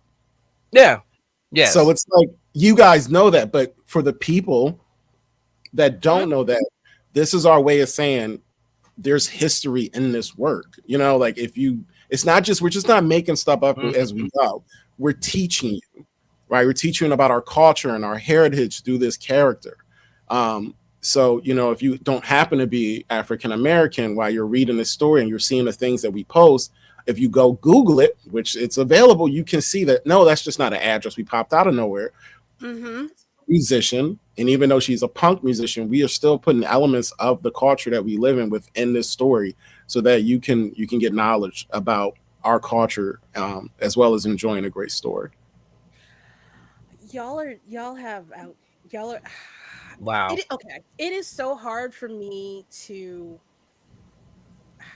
I want to give y'all all the praise, and this is only issue one. Mm, That is not that mm. is I'm very, very That hesitant. part. Like there have been a That few people that that don't part. have books up here, or I haven't invited to come on, and they're 10 issues in. I'm not like that's not I don't do this because, I'm doing it for clout or whatever. No, I want to find good shit. I may not there might be things that I don't like, but everybody else resonates. There's a couple of books I Hmm. put up here that I do not resonate with, but they've been up here. Yeah. Yeah. Yeah. Yeah. But they've been up That here part. because, people like some different types of storytelling. I feel like this is an adventure that a lot of people haven't seen. And it's a different take Hmm. on what it means to be in for me in New York, what it means to be a young girl growing up in New York City, what it means to be from a world that I don't know anything about, being mixed, being from I'm not from the Bronx, being from the Bronx. um, Or the it's disdain on your face when you said I it. It's like, not know. I'm not no, from it's there. like me being in the Bronx. I'm not from the Bronx, and We But lost a lot of fans because of that. We lost a lot of Brooklyn fans because of that, but it happens. Yeah, listen, we lost. people need to talk about the Bronx. The Bronx is low key slept on, but please don't find it because we don't need the rent to go up there. Is real for real. It's like literally, it is the last bastion in all of New York City that some people haven't touched. Sorry, Navy. Go ahead, honey. What were you gonna say? I don't know what you're talking about. I'm just I- watching you Okay, glow over cool, here cool, cool. talking about the whole thing. I'm just saying. Um, actually, Don't I worry, need to I'll say this. speak in a minute. Don't worry, I'll speak in a minute. Don't worry. I lived in the Bronx, but I'm not from the Bronx, if that makes sense. Mm. So it's all right up there. You just got to learn how to move properly, which Piper is also doing Hmm. in this title. I I gotta gather my thoughts because I just want to keep doing this to Yeah. y'all and tell you Yeah. how actively excited I am for this book. Like I need more. I want to keep talking about it, and get everybody on board. Ooh, Navy, please take it I, away I from. I will tell you this. I know when she gets like this, I have to be the one to bring her in back in there. I don't mind doing that. Um, if you've been watching our show, and I'm pretty sure I'm sure if Ash is popping in, and I definitely say, G, when you get a chance, we spotlit um, Black Cotton for the past few weeks. Mhm. And when I tell you it is a comic that speaks to everyone on every level, I brought it to her attention. She has fallen in love with it. It is appreciated. That's the level that I put Pepper Piper at. Thank you. Storytelling, character development, the impact of the story and the characters, the interaction between everyone, the ongoing story, the conversation that can be developed and had, even from issue one, lets you know the power in the storytelling and the writing that y'all have implemented in this. And let me tell you, that is fucking amazing. Thank you. That is fucking amazing. I would, and as a lifelong comic book fan, if you can't catch me on the first 2 pages, I'm putting it down. I read this twice, technically 3 times, but I read this twice. And each time I pick it up, I find a different reference that makes me go, wait, what? If you pick up a book and you read it and then you go, wait, and you go back 2 or 3 pages and you go back to where you were, it's like, yo, okay. And you get that excitement, that excitement that's just so tangible that you feel the shivers. And now you're waiting for your store to get the next issue, or you're waiting for you to say, hey, issue 2 is out. That's what I'm feeling. I feel like everybody who grabs a copy of this will feel that. All of the work that you've put into this, it's platinum level. Okay, it's platinum level. That's all I gotta say. That's high praise from you Thank guys. you. Trust me. That's Yeah. a lot of high praise.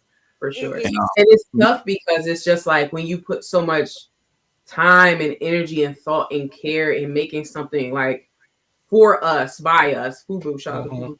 But like, All of them but one. That's all I gotta say. Right. it's just like we really are just really working hard to just like let people know about it. You know what I mean? Because you can't enjoy something you're not aware of, That's true. and it's just like, man, it's just people say like, oh yeah, we're going to support or whatever, people we know, you know what I mean? And like, it's like, where you get issue at, so it's just like the comic is the cost of some Dunkin' in the morning or a t-shirt. You know what I mean? And it's just like we really do have to really put our money where our mouth is, to really support Black art, because it is extremely important. And like, I'm learning more about making comics. Like, this is expensive work. Like, work.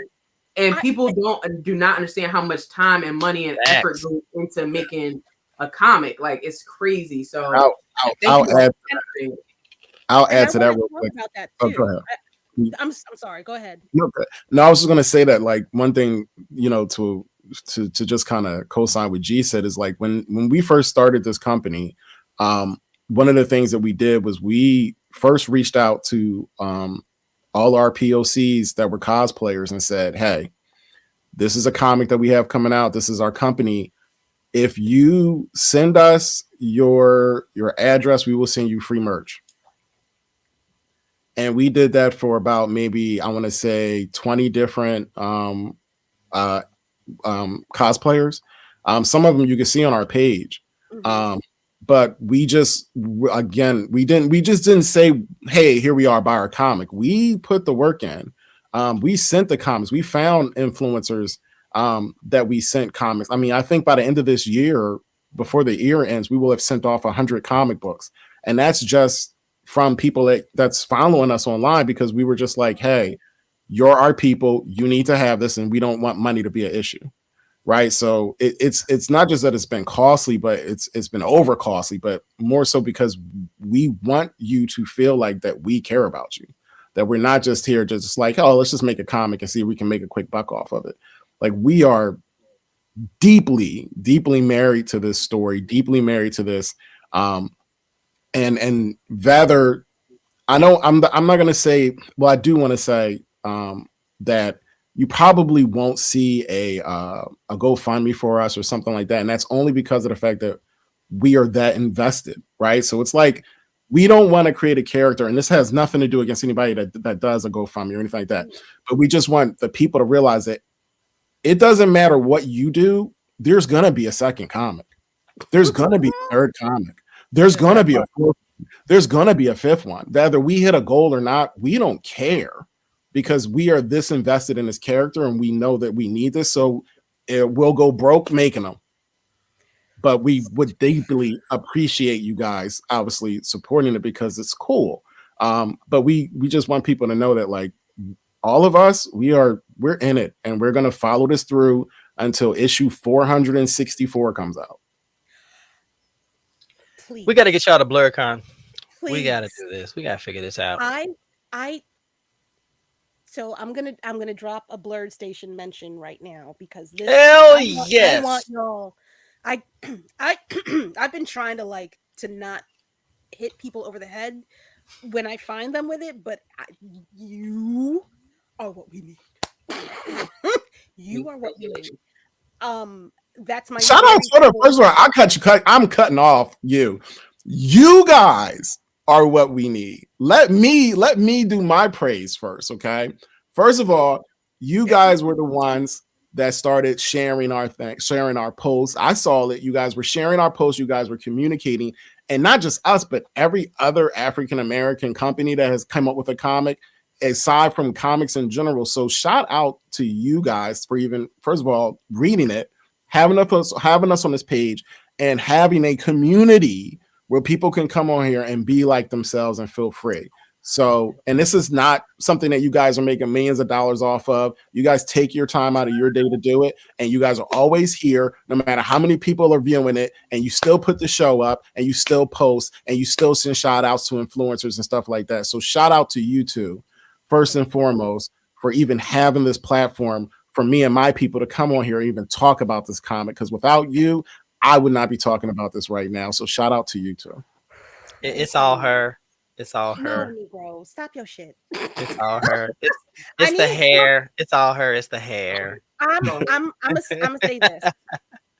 If it's everybody up here, it's everybody that's come on before, and it's everybody that's gonna come on after. Because if I don't have a source, which is y'all two, and a mentor, which is that man, I would be. The struggle is real. The struggle is real. Okay. Sure. You gotta pick better. I don't know what you're talking about. I hate you so much. God. No. I need to know what, first and foremost, I myself am going to pay this forward. I am going to buy a comic and I'm going to pass it on to somebody else that I know in the real world. Same. Okay? Same. And not nobody in this group, because y'all Negroes, y'all need to put up. It's $11. I can't see y'all in the real world unless I'm at a convention. So y'all gonna have to go out and get it on your own. It's $11. I love Whatever y'all. subscription y'all are applying to, just one time for the culture. Give it to them. Give it to them. Please. That part. Y'all are part of the Niglet Coalition. I need y'all to put this together, okay? So, Niglets of the world unite. That's what I need. That's what I know. Shout out to Navy too for talking about our merch last, and I know you were still talking about it too, lady, because you were picking out stuff. But I watched that show and I did peep that Navy said like, hey guys, this is how they keep the the lights on. So I appreciate that too. I didn't have a chance to thank you for that comment. It's one thing a lot of people don't understand, that when you put something like this together, it's expensive. Just like G said, there's a lot of costs involved in it. But when you buy merch, shirts, hoodies, you are a walking advertisement for this company. You are creating that dialogue that's needed. That's better than any ad across social media. That is better than any commercial. Because if you've read it or you've experienced it and someone says, hey, what's that all about? I'm glad you asked. We're going to tell about it, because companies like y'all, creators like y'all, are needed now more than ever before, because we're running into a vacuum of creators doing the exact same thing, trying to get all this attention, trying to get all this clout. Lady Mandalorian, I've talked about this before. What we're missing is legacy. What we're missing is history. What we're missing is an opportunity for future generations to see this, be inspired, and create something worthwhile and meaningful that can be passed on to the next generation. Yep. That's what I live for. I have not asked this question in a while, and 11. Shut up. What? How do y'all feel about the fact that I've been saying it. We are in the midst of another renaissance. It is a black ass renaissance that's going I, on. I I feel that. Yes, I feel that, and I think it's Um, amazing. I feel it. do you? What do you envision outside of Piper? Um, where does your imagination go? What do you want to do? What do you want to contribute? What are your loftiest dreams to come out of this for the community? Like, honestly, what would be, I know this is a heavy goddamn question. I always got to give somebody one. Uh, She met her quota. Yeah, mark it on my bingo card. Heavy question. There we go. What are your loftiest dreams if we didn't live in the current state that we are currently about to go into? if my loftiest dreams would be watching the trailer for Back to the Future, starring God, now I can't. God, what's the kid's name? From Stranger Things? no. I shouldn't be calling him a kid. He is not a kid. From the boxer movie. Michael B. Jordan? Just so y'all know, Vashmere is famously bad with names. It's Yeah, terrible like, names. Okay. terrible. But this In is my why we- perfect go ahead. in Vashmere. my perfect world, I would be watching Back to the Future 7, starring him as the new Marty McFly, who is working with Doc Ock because Doc Ock what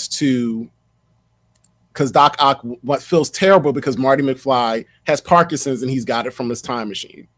So what he wants to do is go back in time and fix it to make sure that the time machine was never created. So he uses Michael B. Jordan to go back. That's what I would see. I would see us merging the shows and stuff that we watched as kids with people of color, and seeing us do sci-fi roles and seeing us do fantasy roles and stuff like that. That's what I would see. I would see stuff like that, and I would see us enjoying it and embracing it, and not relying on other companies to keep force feeding us tablespoons of diversity when they can't do it right. Because they don't know. And it's always the and they dry don't have form of it. knowing. It's It's so always a dry. dry form of diversity that no one can consume because it makes no sense. Yeah, it's so, and I think it's so hilarious when I see them come out with all these different forms of it, because if it never needed to be added in the first place, it always should have been there. Agreed. So it's really not hard. Like I don't think there's one page of Pepper Piper that there's not a person of color on. Honestly, like if you flip through it, there's constantly pages of people, and you don't notice it because that's the real world. So the fact that people even created this space of worlds that did not have everyone in it is weird to me.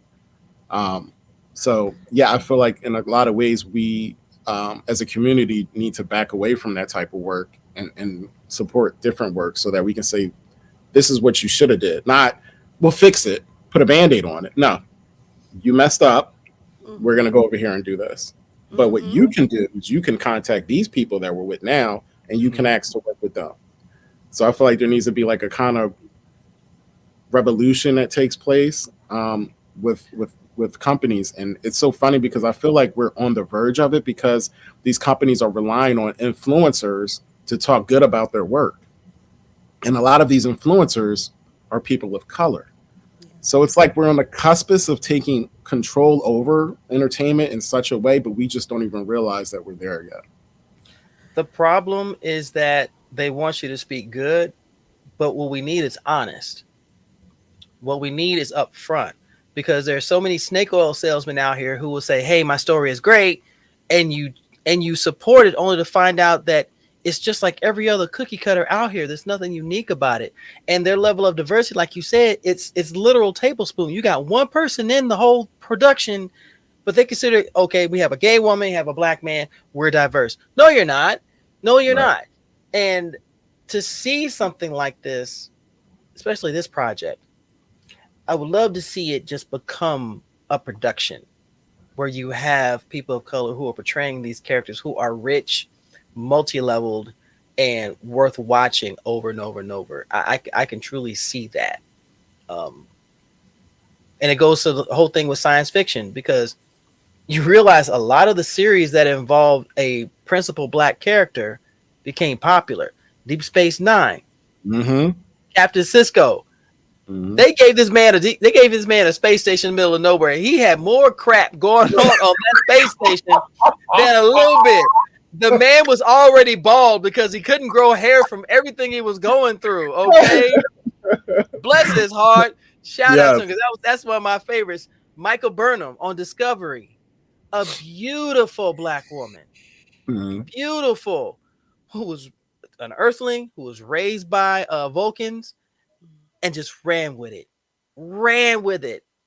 If you've never seen Discovery, y'all have to check it out, because it is worth the watch. When you put a principal character in front that people can identify with, people will gravitate to it, and they will share it, and they will love it, and they will support it. I said what I said.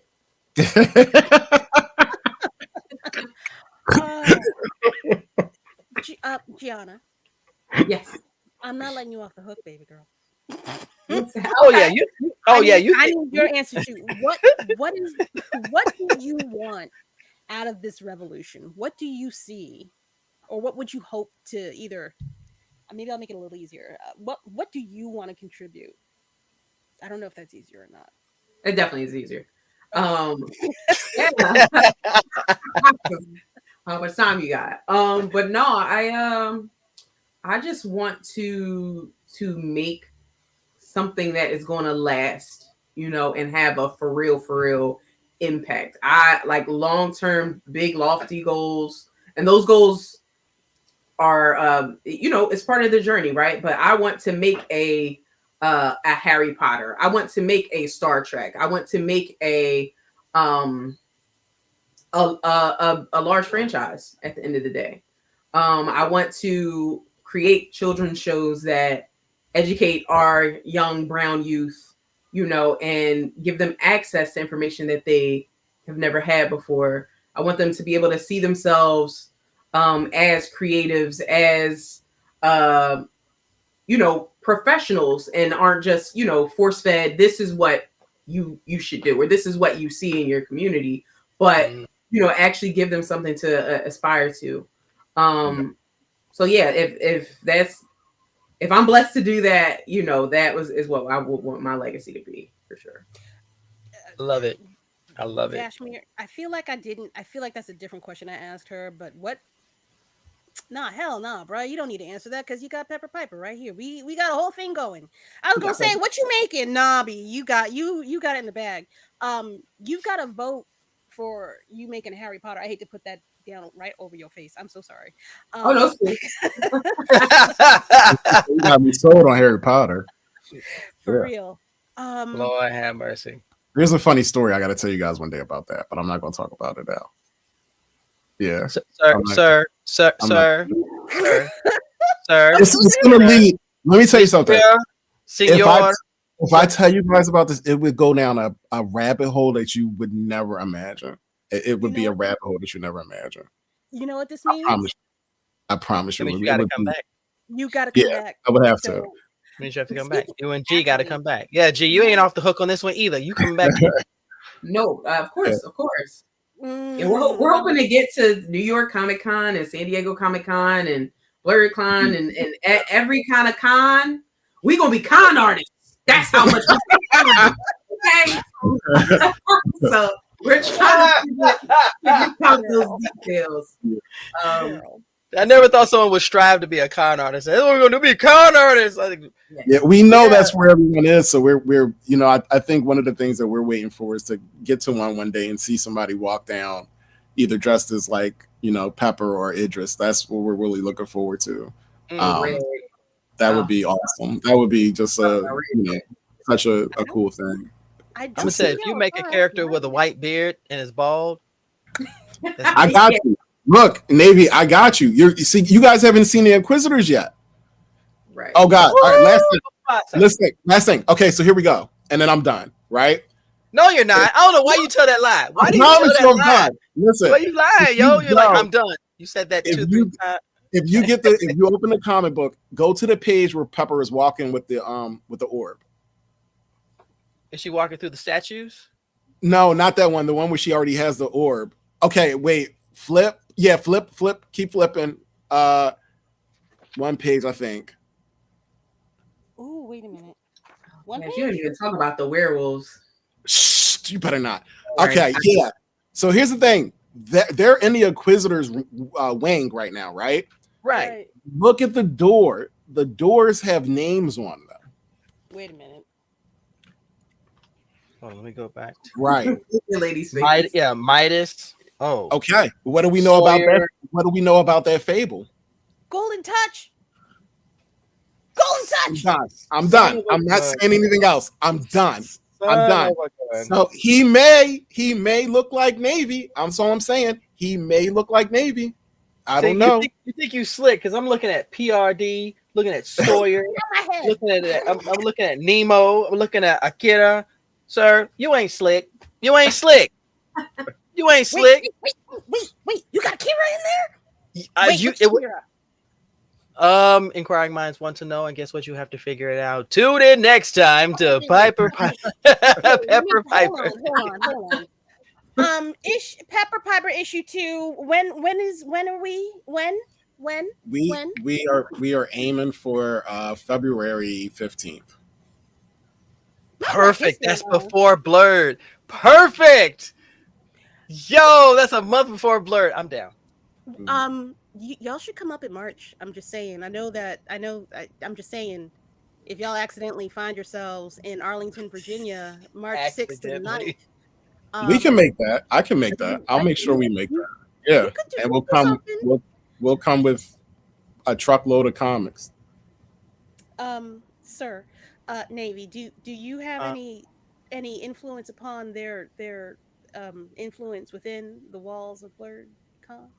Let's see something here really quickly while y'all are gallivanting and perusing, being amazing, incredible, and totally dope, as I might mention before, even though it's a young person's phrase. Let's see. We're gonna go. I think even if y'all don't get a booth, if y'all post, I was about to curse for no reason. If y'all posted outside and just start, don't hand these out. Please make people pay. I understand the importance of getting this out. Please pay. Please, it's okay. $10. Even if you wanted to knock down the price a little bit, a nice smooth $10 on a Venmo account is really. I'm just influencing your particular ideas. You know, for us, so we will take your advice. That's all. Look, and I'll say that right now. I'll make it known. She said $9. She said $10. So guess what? $10 flat. We will make that happen. You got to say room full of Blerds. That is the room full of Blerds price from here forward. The Pepper Piper Value 1 will be now changed to 10 even. Oof. BlerdCon official potentially? Yeah. Yes, potentially. Yes, I will agree with that. Go to the website. Go to the website. Put in for a vendor's table, and apply as an artist. When you do, reach out and let me know. Copy that. We gonna make some shit happen, because this is a comic. This is a project that needs to be there. And please bring the clothing. Please bring the clothing. Oh, for sure. Oh, okay. Definitely. If you can give me a discount on the hoodie, that's good. I'll be fine, because I'm gonna wear the hell out of it. That's all I gotta say. I'll wear the hell out of it. I know you two would. So I wouldn't tell you if you're gonna get it or not. I'll put it that way. Funny enough, too, and I'll add this. There was someone else that, because again, like I said, I'm always constantly watching you guys. And there is one gentleman who you guys are friends with that makes boxes. Here's the cool part. So I think it was you guys that were talking about him. You guys or someone I was watching, and they said one thing about him is that he won't ask you. He'll just send you something, right? As like a gift. He'll just send it. So we sent him a copy. He should get it this week because we wanted to give him the same feeling that he gives other people. I wasn't sure how we were going to tell him, but we sent him because I forget who mentioned it, but they was like, he'll just send it to you and you'll just get it in the mail. And I said, I want him to have that same feeling about something. So we sent him one. He should be getting this man. Y'all, this is how networking happens. This is how things happen when people speak them. When you create that mindset and that vision, things happen. I'm so excited for people to get this. I've never wanted to eat a whole tub of ice cream in Victory in all my life. Now I won't. Y'all have to. I got this shit in my freezer ready. It's like, let's go. Listen, Navy is a walking t-shirt company. I don't know. You guys gotta. I'm serious. You just make them. Just what he says. Just put it on the t-shirt. People are gonna buy it. That last line. So good. That's on a hoodie. I just want to buy a pint of ice cream. I just want ice cream. I just want a pint of ice cream. Yes, Bama, talking noir.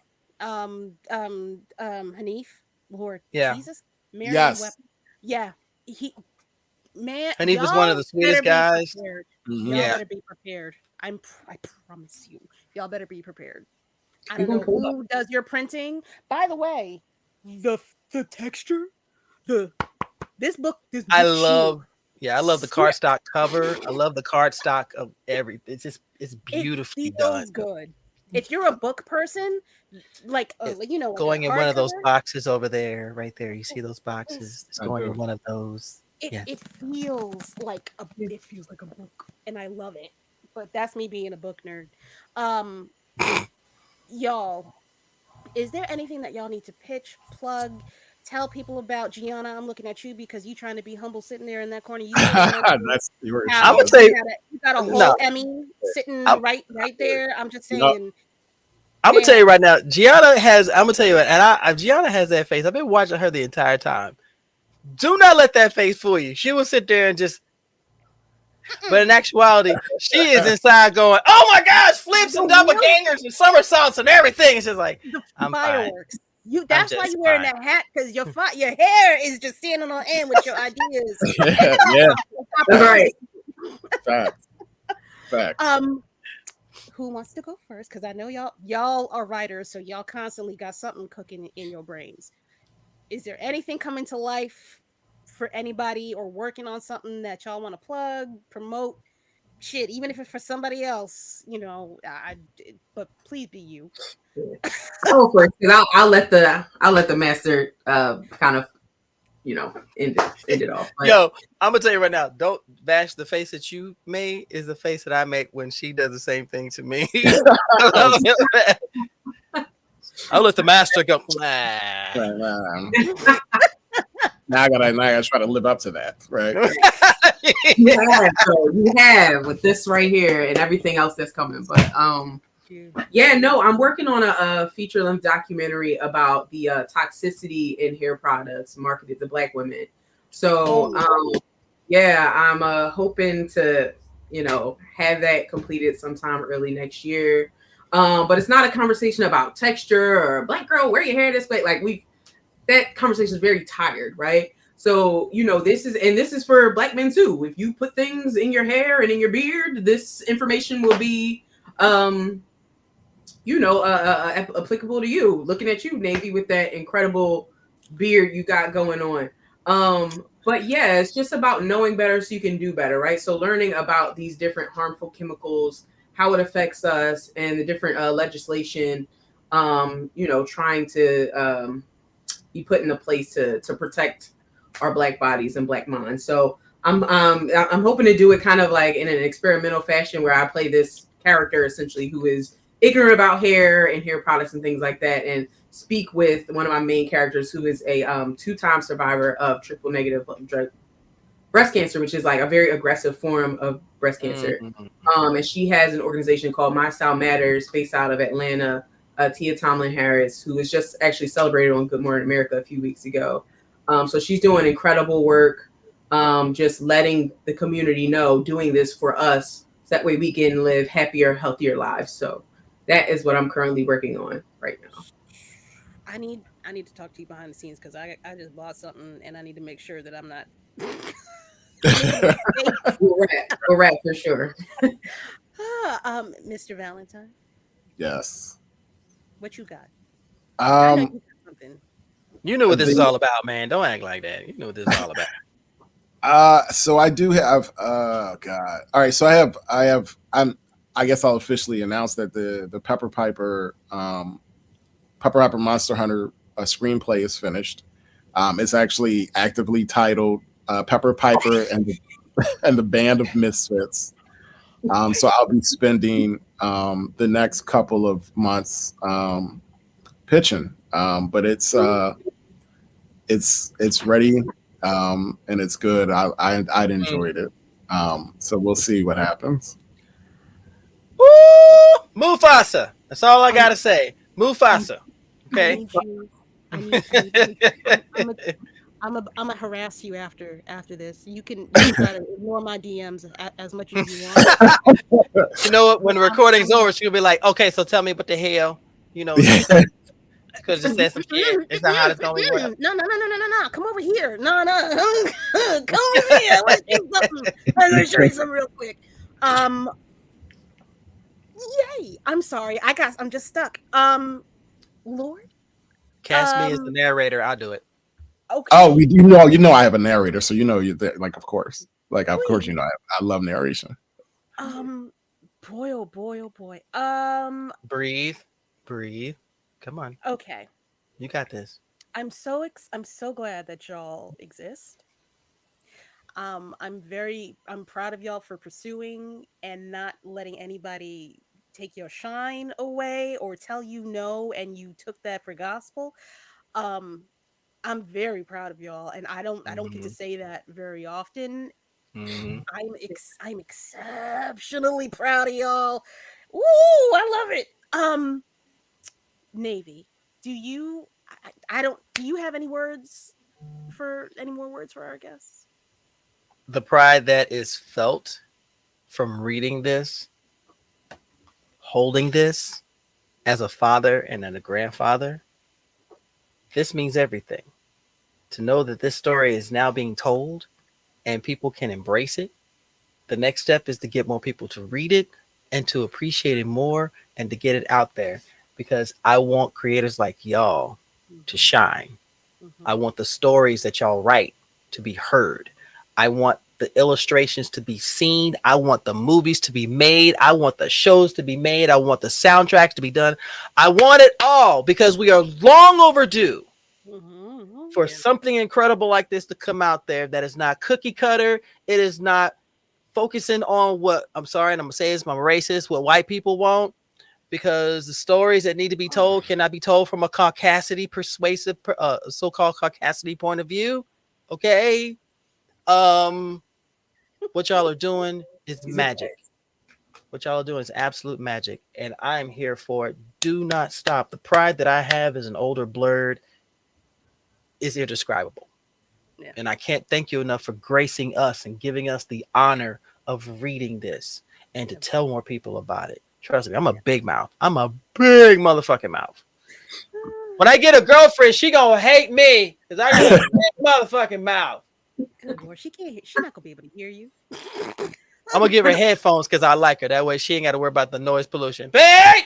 Oh, she can't hear me. I'm sorry. That's right. Um, if Okay. if y'all would like to, y'all can tap. I can't with you. If y'all are so inclined, please feel free to stay. We are gonna talk about the trailers that just came out from Marvel. Um, talk a little bit about them. Gianna's face like, I'm not going anywhere. What was that you were Mhm. speaking of there, dear Oh, lady? I would, Please. I'd like to see it. Um, all Vash right. is like, I'm with it, Your Majesty. I am totally with it. Yes. So, for everybody that's in the audience, we have two brand new trailers out from Marvel. The first, you know what? Let me get this one out the way because I'm gonna give my opinion on this in 2 seconds, but here's the trailer I know, from. I know which one you're talking about. Yeah, Come on. here's the Thunderbolts. Oh, America's so big. You ever drive through Oklahoma? It's so flat. You got a convoy approaching fast. Step on it.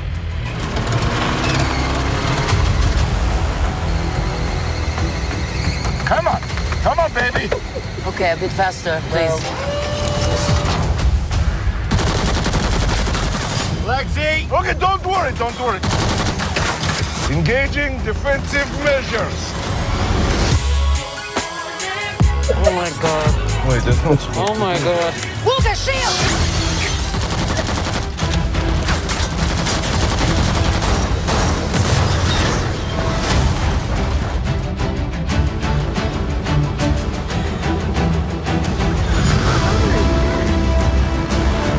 Is that Bucky? It's a Winter Soldier. That guy is so cool.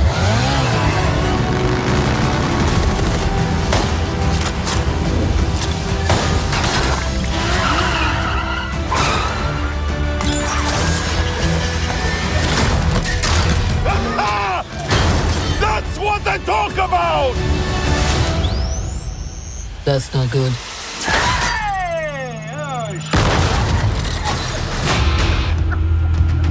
How crazy is it to think of all the monumental fights that happened exactly here where you're standing? I mean, the place wasn't cheap, but it's got good optics. Look at you. You are all so adorable. Eat shit, Valentina. Make up your mind. The assignment is... Oh, wait, hang on.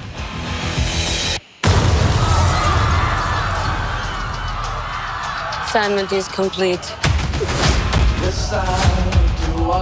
What kind of super serum did you get? I don't know, regular. Hydra. Hydra. Oh, fancy. Who is this old Santa? The Red Guardian. What? Everyone here has done bad things. Shadow ops. Contract kills. And you, former Red Room assassin. God only knows the blood on your hands. Pretty ludicrous coming from the dime store Captain America. I'll have you know I was actually the official Captain America, so. Yeah, for like 2 seconds.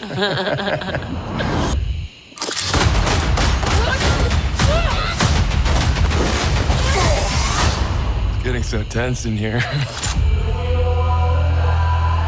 Who are you? I'm Bob.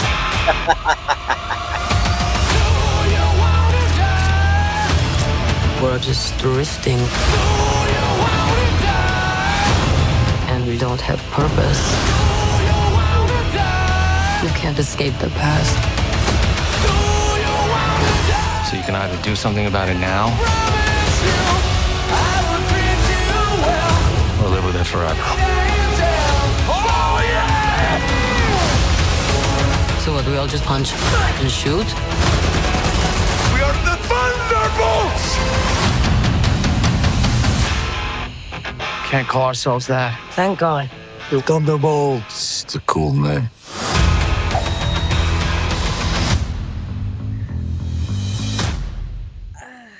All right. Okay. That was the Thunderbolts trailer. I am still not sure about this movie. I'm not gonna hold you. Oh my goodness. Elaine from Seinfeld buying Avengers Tower was not on my bingo card. I was got out weekend. got out Yeah. of prison and then cashed in on her inheritance somehow. All right. Nate, thoughts? Everybody, anybody? I don't want to. It's the all Caucasian cast for me. I will not be going to see that. Yeah, I'm gonna sorry. I'll probably watch it when it come out. I don't know. I just pass. Sorry, Marvel. The comic nerd in me is curious, but I think the one thing that I do appreciate that they're trying to put this together, but they're not going to explain Bob, and that is the part that I really don't like. Yeah. Because you know the lore of Bob. Bob is really Sentry, and he goes to being Bob to avoid the void coming out and taking over. So that's something a lot of comic people don't know. I think this story doesn't need to be told. I think this is a movie that doesn't need to be made. But at the same time, Marvel does what Marvel does. Where the fuck is our Blade? That's all I gotta say. Okay, wait. Now, I'd rather see that. I would have rather seen it. Okay, look here. Listen, look here. Masahiro Ali, come on, Hold on. come on, dog. I'm gonna sound like Boozy. Come on, dog. Come on, man. Let's talk about this real quick. Marvel has been having issues. So much issues that they've had to literally come out and say, let's slow down a little bit. I think we're doing a little bit too much and it's not connecting. So they're doing what DC is doing. Because DC did the same thing and it's working in their favor. Because they had somebody in their hands and threw him away. And then he said, oh, bet. And now they realize they have a problem on their hands because all of his movies have amassed a cult following. You can't tell nobody nothing about that. I'm not going to say his name. You can't tell that man nothing. He's going to do what he wants. And every time he does what he wants, it's a block fucking buster. Okay? They fucked up and they let somebody with the keys to the kingdom go. And now they've got to be like, ooh. Oh, we don't know how to handle competition. So this movie, I feel like, is a leftover from a direction that they were trying to go in, but they put their money into it, and so now something's got to happen. Yeah. I think that's where we're at. And because they're doing so many, they've shifted, Blade ain't happening. I don't care. Blade is not happening. Okay, we got to get past that. It's not happening. If it is happening, it's a completely new cast. It's a completely new director. And nobody that was announced at SDCC is going to be involved with this movie. Except they're gonna strike it. Yeah. Yeah. There's no. It makes absolutely no sense. Yeah, they haven't put that much money into it, and everybody else has figured out a way to get other jobs. Just. If you sat at the table at Hall H, you're not gonna be seen or heard from. It's not. Baby, it ain't happening. Look, it's cute in theory, but I can't wait for that Michael B. Jordan movie to come out. I'm just saying, because that's as close as we gonna get to it, in my personal opinion.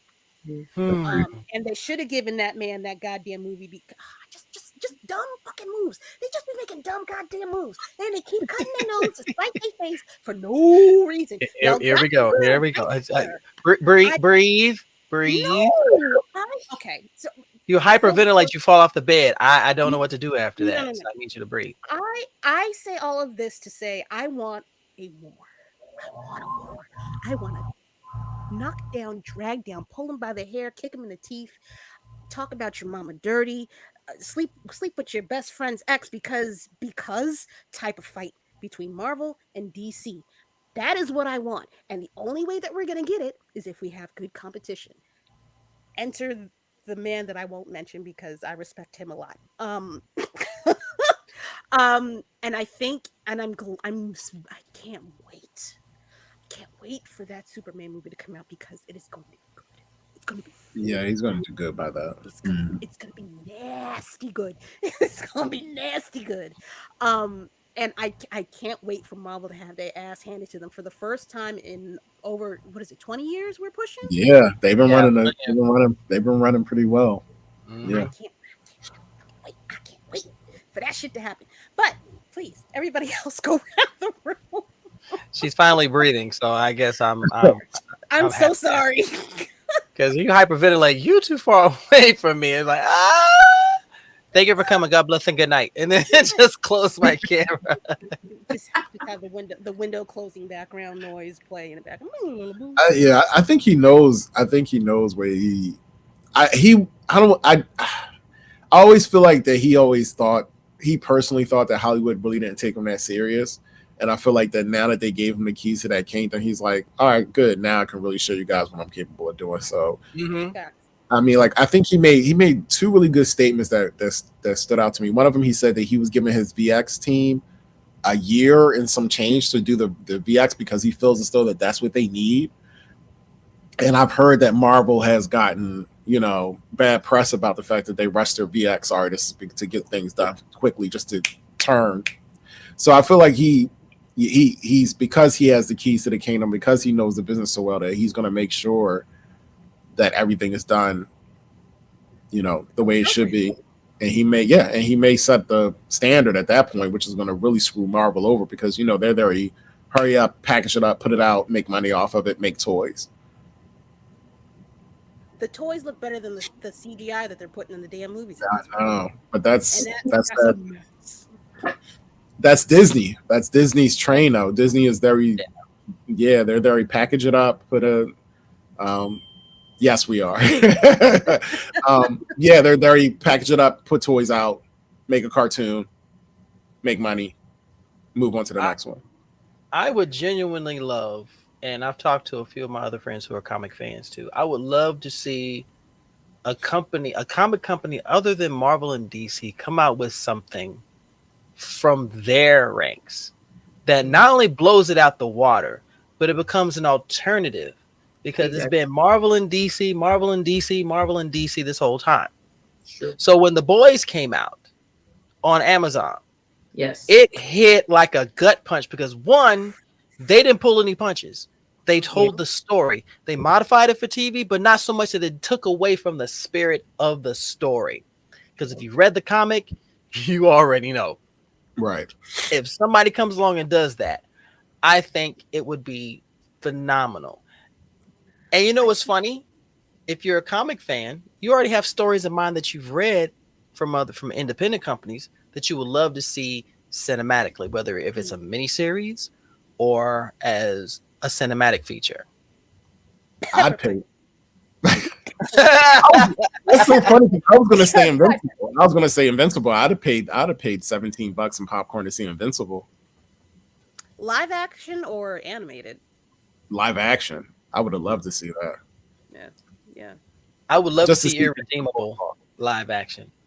What's that? Irredeemable. I would love to see Irredeemable. If you've never read that, what if Superman just said "fuck it" and just started killing everybody? Didn't they did that with? Didn't James do that with Red? What was it? Red Moon. You talking about Superman Red Sun? No. Oh no. You're talking about something. Brightburn. Brightburn. That's what it was called. Yeah, that was supposed to be its own universe. Oh, okay. That was Brightburn was the first character in that entire universe that was supposed to happen, and nothing happened. Yeah, they got scared. They get scared when you veer off. I mean, they hear a couple of things, and that's it. Hollywood is so goddamn weird to me because it's not like that movie was bad. That movie was not bad. It was a start of something, and they it was the beginning. That. Yeah. Well, you remember that's how they were when Blade first came out. They were like, "Oh, these numbers don't look good. These numbers don't look good." And then after we promoted it and pushed it, then it was like, "Oh, okay, it's a good thing." Glad NBC wasn't running it because them fuckers get scared quick when you drop below a certain number of people. Oh my gosh, we're running out of viewers. Cancel it. You sorry bastards had Constantine in your grips, and you fuckers got scared. And that's why I love the fact that you keep bringing up this Renaissance period, because the last time we had this was in the 80s, and the 80s was all about creativity. I mean, RoboCop, like somebody greenlit RoboCop, they greenlit Terminator, and these were all off the wall ideas that you were like, so there's an army of machines, right? Yeah. Okay, so this guy gets shot up and he becomes half robot, half man. Sounds good. Here's $3 million. Make it.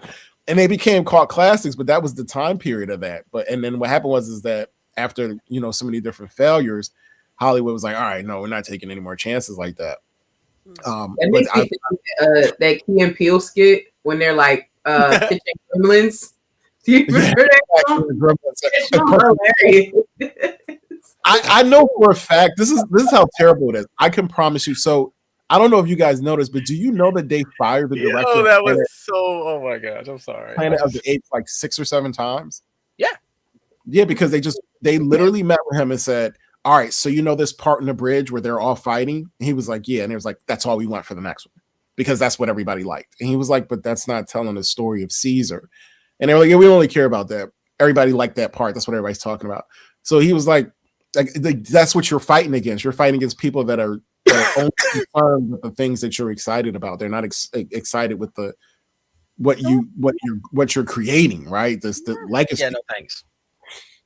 No, that's thanks. just how the Hollywood system is, you know. They I'd rather take Patron to the head. No thanks. I'm good. Right. I mean, if it's the right age, anyway. Wow, let the lush be revealed, ladies and gentlemen. It's the right age, I'll do it. But see, look, I need seasoning with my story. I can't just take. Please stop feeding me bullshit. That's all I'm saying. I'm story horror activated. I need a story. I will do anything for a good fucking story. Please just give me a story. I don't know how y'all need to bring it together, or if it's not. And I feel like it's not money. It's feelings.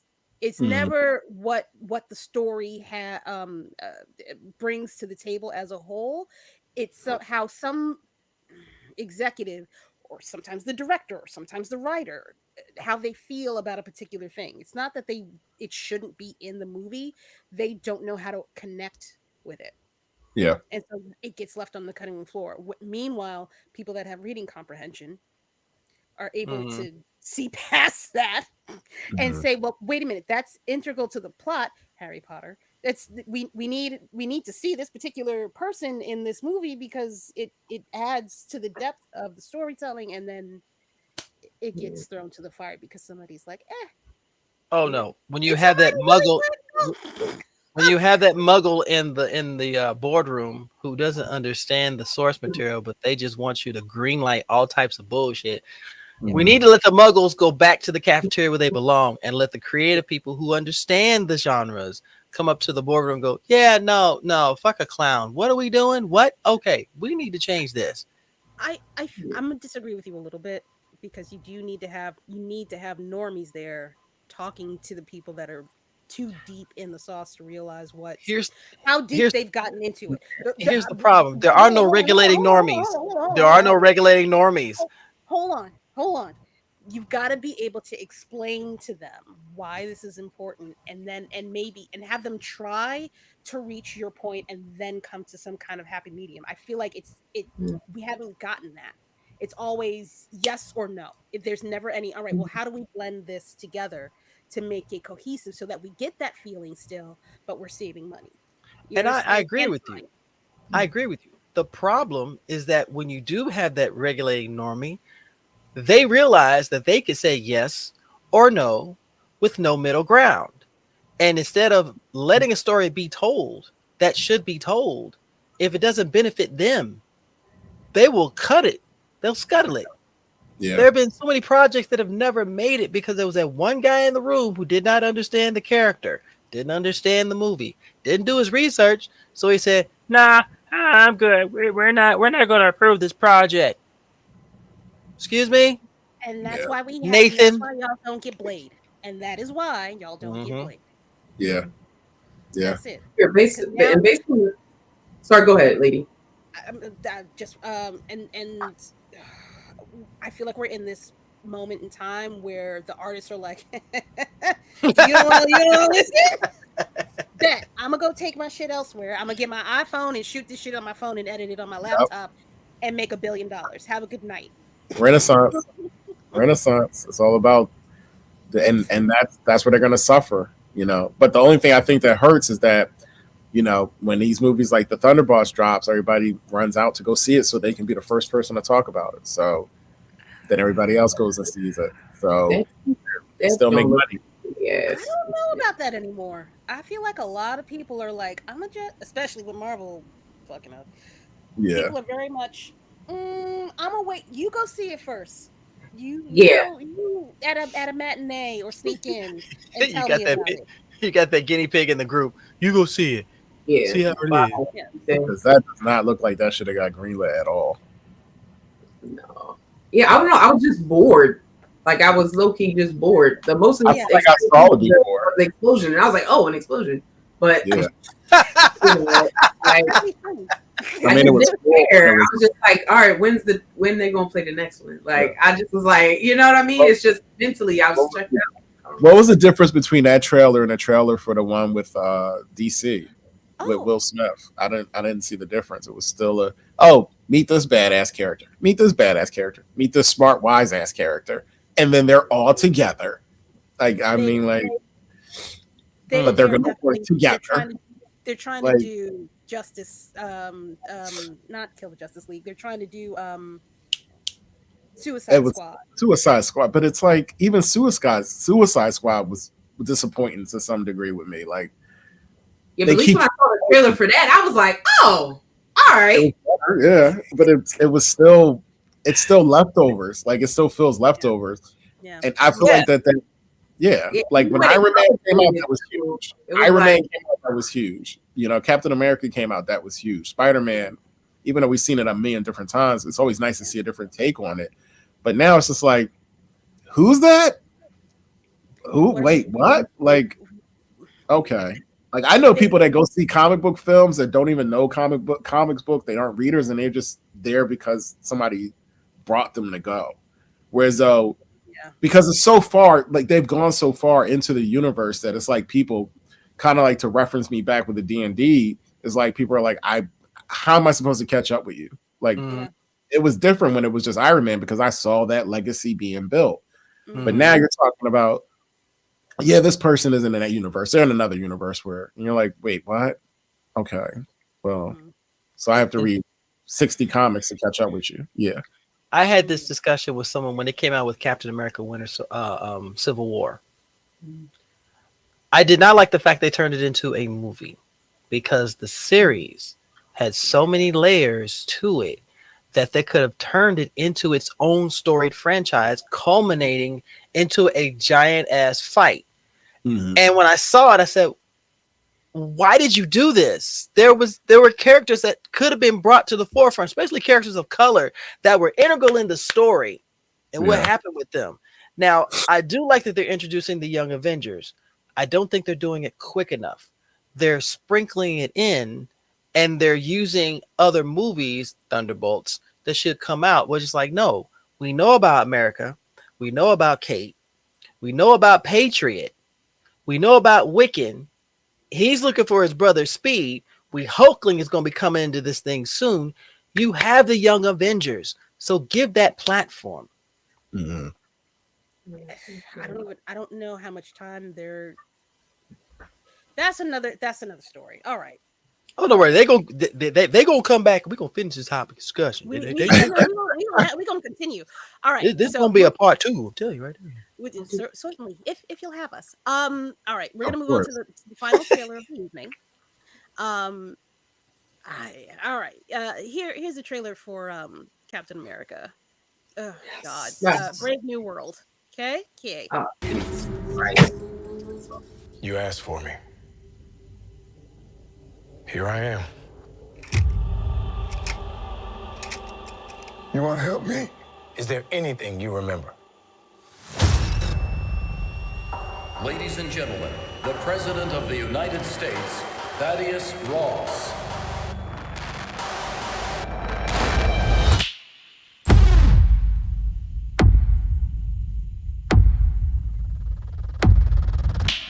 Whatever this is, Cap, be careful. What do we know? There were 5 shooters. This was a coordinated terrorist attack, sir. I was a wartime general. Now I'm a wartime president. Your inner circle's been compromised. Let me fix it. Watch yourself. You're not Steve Rogers. You're right. I'm not.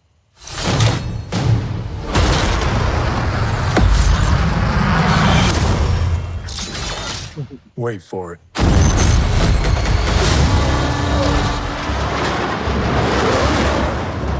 We're on the brink of war. I can't trust anyone.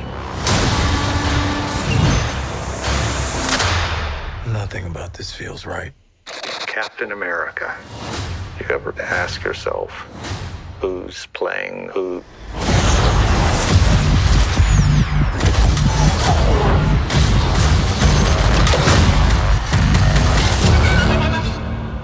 Someone's been pulling the strings on everything. You're under arrest? I don't want a variable out there that I can't control.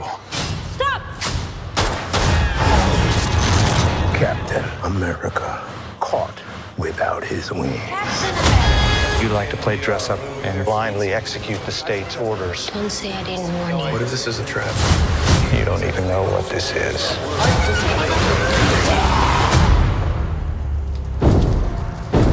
Since when were they red?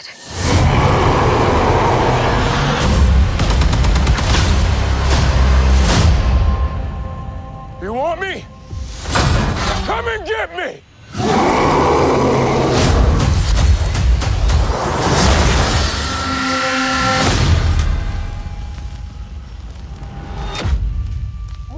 Okay. All right. So I'm oh, down. Not the face. Yeah. Wait, not the face. I'm down. I'm in. I'm down. I'm in. I'm down. Okay. I think we got one odd man out, possibly. I'm in. Not No. you. No, we're talking about G. Oh, Gene, you're not sold? I'm She not sold. sold. She The not writer sold. in her is speaking. I am going to I'm going to go see that, but I don't know. Watching it, it felt like homework to me. I don't know. It felt like homework. No. I promise you. I one thing I will say about Marvel going forward, I think they have learned their lesson. I do not think you need to deep dive into Falcon and the Winter Soldier to really get a sense of what this story is going to be about and going forward. I think this movie will help us will propel us into the next phase of Marvel. That is Agreed. what I think is going to happen. Okay. No, when I say homework, I mean that like it's kind of like because I enjoyed the show, you know what I mean? And I watched it. I think that show came out during COVID, if I'm not mistaken. Mm-hmm. And I really liked the show. But like when I was watching this trailer, I'm just like, when the superhero stuff going to happen? Like, it was just like so political. Harrison Ford's being the president. I'm like, this nigga is. Yeah, they get tired of it. Solo and Indiana Jones. Like, I don't want him as He's been a president 15 times already. Wait a minute, didn't Sam Elliott play Thunderbolt Ross? Yeah. At one point? Yeah. He would have been a better Thaddeus Ross than Harrison Ford. That's not true. Fine. That man is still moving. Yeah, no, that's right. That's right. You're right. Yeah. But then, yeah, you know, it's like, oh, superhero things happened at the end. Okay, great. Like, but damn, that lead up. But I like it. Gave it the flavor of the Manchurian Candidate with Isaiah. I did appreciate that. That's fair. Because I love Isaiah Bradley, and I think this is going to lead into another connection with the Young Avengers, since he has now been incarcerated. So you know Eli is going to be like, "Why the fuck is my grandfather in jail? Whose ass do I need to kick?" So now Sam will bring him in and be his mentor as he ushers into the Young Avengers. Did you see him in the trailer? Yeah. Yes. You saw him? Okay, good. All right, as long as you saw him. Sorry. It's my first cosplay, so yeah, I have an. I know, that's what I was excited for this for fucking you. character. I have an. Wait a second. You see that sexy bitch right up there? You see that? You sexy motherfucker right there? You see that? You see that? That was before I was sexy. Okay, now I'm magnanimously gorgeous. That's all I gotta say. I refuse. Lord. Ladies, he's free and available. Come and get him. The first part I agree. The second part, you got a 50 question survey because I don't feel like dealing with nobody's BS. Let's go. No. You better be a blurred. That's all I gotta say, and not that bullshit blurred you see on TikTok. Kiss my ass. Just say it. So base Endgame and all of those two shows gets us to Brave New World. Y'all are stupid. It's kind of his fault. I mean, he signed up, but anyway. Y'all gone too far. I stop. Vashmere, what do you think?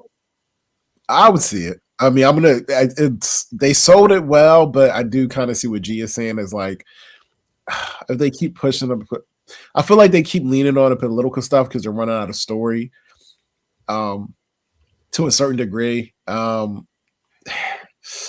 don't know. I just miss the old good comic book feel good movies. I mean, I'm from the Hellboy era. Like I'm from Hellboy era, Yep. Blade 2 era, where stories were confined to the people that knew them and knew what was going on. Like that was like my heyday. So when it starts getting into all this kind of like extra political stuff, I'm like, you can still keep the story to the characters and what they do and the people that they deal with. But I feel like the writers just have a really hard time again because the Marvel universe is so large. It's so big. It's like, where do you? Yeah, they have to find some way to ground it because again, they're too afraid that people that aren't into comics that much are going to go. So they're like, we got to ground it in something that people can relate to. Because if not, we'll lose them. So it's always like that's that battle that goes on in that boardroom. It's like, yeah, we see what you're doing with all this comic booky stuff, but talk about something that people care about nowadays too. And you're like, but they sold me on the action, sold all day on the action, and of course the actor, I'm sold on him. I like that dude. Like I want to see him flourish. I like Anthony. You talking about Anthony Mackie? Yeah, like I like his work, you know, like he low key, like I feel like he's like crying out to us silently, being like, you guys have to support this stuff because if you don't, then we get cut off, right? And it's not like he's not performing well, like he's performing well as a great actor, like he's doing his job. We just can't be picky about it because it's not our character, right? We still have to go there and support him as that character, 100%. It's true. I think we run into an issue of in Hollywood, where we get these crumbs, and because it's not us writing for I'm gonna call him Anthony. It's not us writing for Sam Wilson. Yeah. It's somebody that doesn't know what it is. Which even with the Falcon and Winter Soldier story, it was a little ham-fisted too. So I'm always on the fence with these types of movies because I want to see Anthony in it. Yes, I want to see Sam Wilson take on the government, especially now. But the person that's writing for him, they're not talking to me or for me. They're doing talking at us. They're doing lip service. Yeah. I agree. And then we're feeding into the machine by saying we are giving this machine our money, saying yes, we like it because that's the only way that they understand that we want more of it, but it's not the flavor that we want. It's hard. It's hard. That was like really bad casserole. No, I'm sorry. That was like really bad mac and cheese with raisins. Yeah. Lord. That's what makes it. It'll make it even. You know, if it's bad mac and cheese, okay, you can slide with it. You throw raisins in there, you just want to insult somebody. That's all. But I get what you're saying. Your point, because like even when I was watching it, it doesn't. It's like you said, it doesn't speak. He wasn't speaking to us. Mm-hmm. He was portraying a character that you said somebody else wrote. Because honestly, you could have stripped his skin off and you wouldn't have cared. You wouldn't have cared, right? Because I was looking for the little sly remarks, you know, like little quick little comebacks that only we have in our culture, you know, like that's what makes it speak to you, right? If he'd have said you don't have your wings, and he'd be like, I don't need wings, whatever that little, like that. Yeah. You're like, yeah, that's right, man. Tell him that wasn't in there. It was bland. They don't need me writing for Marvel because I would have just had him be like, shut up, bitch ass nigga. Totally blank for no reason. Like, but that's what I want. That's exactly what I want. Hey, just give him that accent from a city area, one of the cities. He say something stupid. It's like, bruh, what? Bruh, I'll smack the shit out you. That would be true to him, right? Let's go get these Jones. Get these Jones. Look, let's go. Let's go. And I think that's so funny too, because that's one of the scenes that I see keep coming down on my timeline is that scene in Blade where they shoot at him and he goes, "Man, motherfuckers, are y'all crazy?" And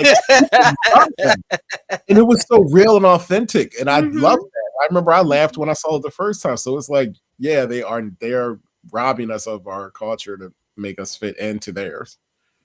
And it's just showing in the work. Now here's a challenge for anyone, and I don't know if anyone will agree with this. I mentioned before about Tyler Perry. He has a platform. If he takes this shit seriously and he goes to the right comic company, he could do something. I don't understand. And get the right writers, get the right directors, get the right people, and tell a story about a character of color, and not try to play to the sensibilities of the audience that you've been catering to all this time. Sometimes you got to say, what the fuck, and just step outside. Step outside. He I needs would to do love that. to see that. He needs to do that as a silent investor. I'm fine with that. Here's the It's money. not that you my can't studio. still get your stuff off. You know what I mean? It's just like, He's gonna make the money. He just needs to supply the space, which he can. So he'll actually save more money because he can supply the space himself. He has the studios, he has the backing, and he has the distribution and be able to do it. He would just have to be a silent partner because it's as soon as he puts his name on it, it goes right to that section. So he just needs to keep his name out of it and make his money like most businessmen and just cash it back and be happy. Sorry to cover y'all's faces. How do we, and that is the part of the answer to your question, Theater Tech. How do we develop that for us, by us, near us, about us content in the big screen arena? We got to be quiet. In a sense, we have to be quiet. We can't move out in the open like some of our, less than melanated folk do. You have smaller creators. You have smaller filmmakers and creators who have an eye, who can actually do it. Give them that chance to shine too. Everybody gets to eat because you're bringing creators who want this opportunity. Give it to them. Give them the motherfucking platform so that way they can do some shit. Because again, when you're old and tired, you ain't gonna want to do this anymore. So who are you gonna lean on? Yeah. I told you that you guys got to understand that there is an old Hollywood, not even Caucasian side Hollywood, old black Hollywood that refuses to let us in. And it's not white Hollywood anymore that's blocking us. It's black Hollywood. I promise you. It's black Hollywood because they are like, we don't know this nerdy stuff. And if you guys come in, I'm not going to be able to understand any of it, which pretty much puts me back at the beginning, right? Yeah. Because I don't know how to write like that. I don't know how to create characters like that because I've always been told to write this. So in a lot of ways, they fear us more than they want to work with us because they know that when we come in, they will not be able to keep up with us, which means that they would be initially just passing a torch on and listening to us. And they're not prepared to do that because that's like I said, they've been I literally had someone tell me to take one of my products and hand it to Warner Brothers. Literally. They said this is a Warner Brothers project. And I said, what are you talking about? This is a Warner Brothers project. They said, yeah, this is a cartoon. This is a cartoon animated film. I said, no, it's not. I said it's a live action film. You know that we make those, or just because it's a fantasy, it's a live action. They go, no, it's not. I'm telling you. I wonder how successful they are making that stupid ass opinion. They're still making the same movies. They're saying friggin' ding dong. Enjoy your 7-ply toilet paper, you hack. Yeah. Nobody wants to listen to you, dumbass. Girls Trip 7. So sorry, I didn't say that. Nobody heard that. What? Heard what? I don't know what you're talking about. Okay, good. I think that because Black Hollywood kind of just got here, they're afraid to give up they just got here, don't want to give up their spot, and they found something that works and is consistent, so they're not gonna rock the boat. Yeah, they're scared. Which is just like standard Hollywood. Yeah, they're just doing what they're doing. Yeah, and everybody's afraid to do something, which is why we need to invest in ourselves. Do it. There's a place called Blerd Station. If you haven't heard me talk about it on this channel at least 5 goddamn times, I'm serious with this 6. shit now. Okay, 6. I'm done being polite. We need to start investing in ourselves. It's not a joke. No more. Tubi is Mm-mm. not the goddamn new way in order to get us up out of whatever Right. platform we are in. Tubi, I'm sorry. I'm done. I'm done. Fucking done. Okay? I'm fucking done with the shit. Get your shit. Pick it up, clean up your room, don't Oh my put this god. where it needs to be, and get your lives in order. We do not need, we have to start paying attention to what we are putting our money and attention to. Mm-hmm. Tubi is well funded She by an beat me old to white it. man. She beat me Okay? to it. Well funded by an old white man who's funding another old white man in order to keep y'all compliant and not have y'all expand your horizons and Mm-hmm. imagine a better I'm getting preachy. Imagining a better You're taking my way. job. I'm so sorry. No, it's a black job, so I will. In having a way to get up out of here. Okay? There is an absolute way out, but we have to take the time and energy and Mm-hmm. effort to do the hard thing, which is invest in us because we don't have anybody else anymore to try to go to for 100%. sure money. It's Stop going being to be us. scared. Stop being scared. Stop thinking that because someone waves a pile of money in front of you that they got your best interest. When you put your product on their network, they will take your shit. And when All they that. take it, you got nothing to be you can't complain because you let that be what guides you. That's what motivates you. I've said this before. And we've had this conversation before about Fox. When Fox first came out as a network, they had mostly Afrocentric shows. They brought their audience in. And then what happened? Slowly but surely, these shows started disappearing. And now you got nothing but baloney dramas out here. Just stupidest shit you ever want to see. Tubi's doing the exact same thing. My movie's on Tubi. I will never watch it. I will Can't never help it, watch bro. it. You may have Can't a do it. fantastic story, character development's on par, sound effects and everything, but you're on the wrong motherfucking platform.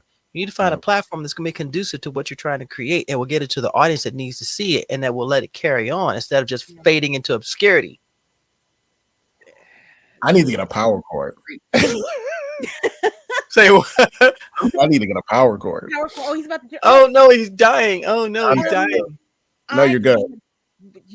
We've been on here a smooth 3 hours. I'm hyper aware now. I'm sorry, it's dying. I'm sorry. You know, you're at 2%. I go Go if you get wanna your keep going, cord. get the cord, but I'm not Okay. gonna keep y'all on here very much longer. I promise. I swear Hurry to up God, and I get your am cord. sorry. Don't worry. We got Um, Gianna right here now. I know. Now I that know he's you say you're gone. blessed. I'm so appreciative of both of y'all having it together and staying with me. Coffee is a hell of a drug. Um, if I don't know if I can impart anything on everybody out here based on the fact that w- we we are going to go see one or two of those movies that we just showed the trailer for. Um, I, can you imagine if you took your money and applied it to something that benefits us, is not Mhm, doing lip service for us, mhm, gives is seed money to help us grow into a fox? It's mhm, not cute right now, but the money that we need in order to get to that place and to feel secure enough to go mhm, and get more of those programmings and pay people what they're worth, we have to start somewhere. And it's gotta be what is it? 10.99 a month? mhm. That's what Bird Station is asking for. I hate to sound like a fucking commercial, but it's No, imperative. it's true. You're It's right. And you imperative. earn equity while you sign up. You're Yeah. gaining equity. So Yeah. these other streaming services do not provide that. They don't give you the chance to earn back your money because you were willing to invest. They just want you to pay into it just to use their service. With Blur Station, you become a part of an ecosystem and you get dividends by investing in that ecosystem. And you're allowing creatives in speculative fiction, in film, in whatever it might be, to be spotlit, to be seen, and And it be safe. gains. Boop. There's, I no, like that sound. there's a sound of power. Yeah.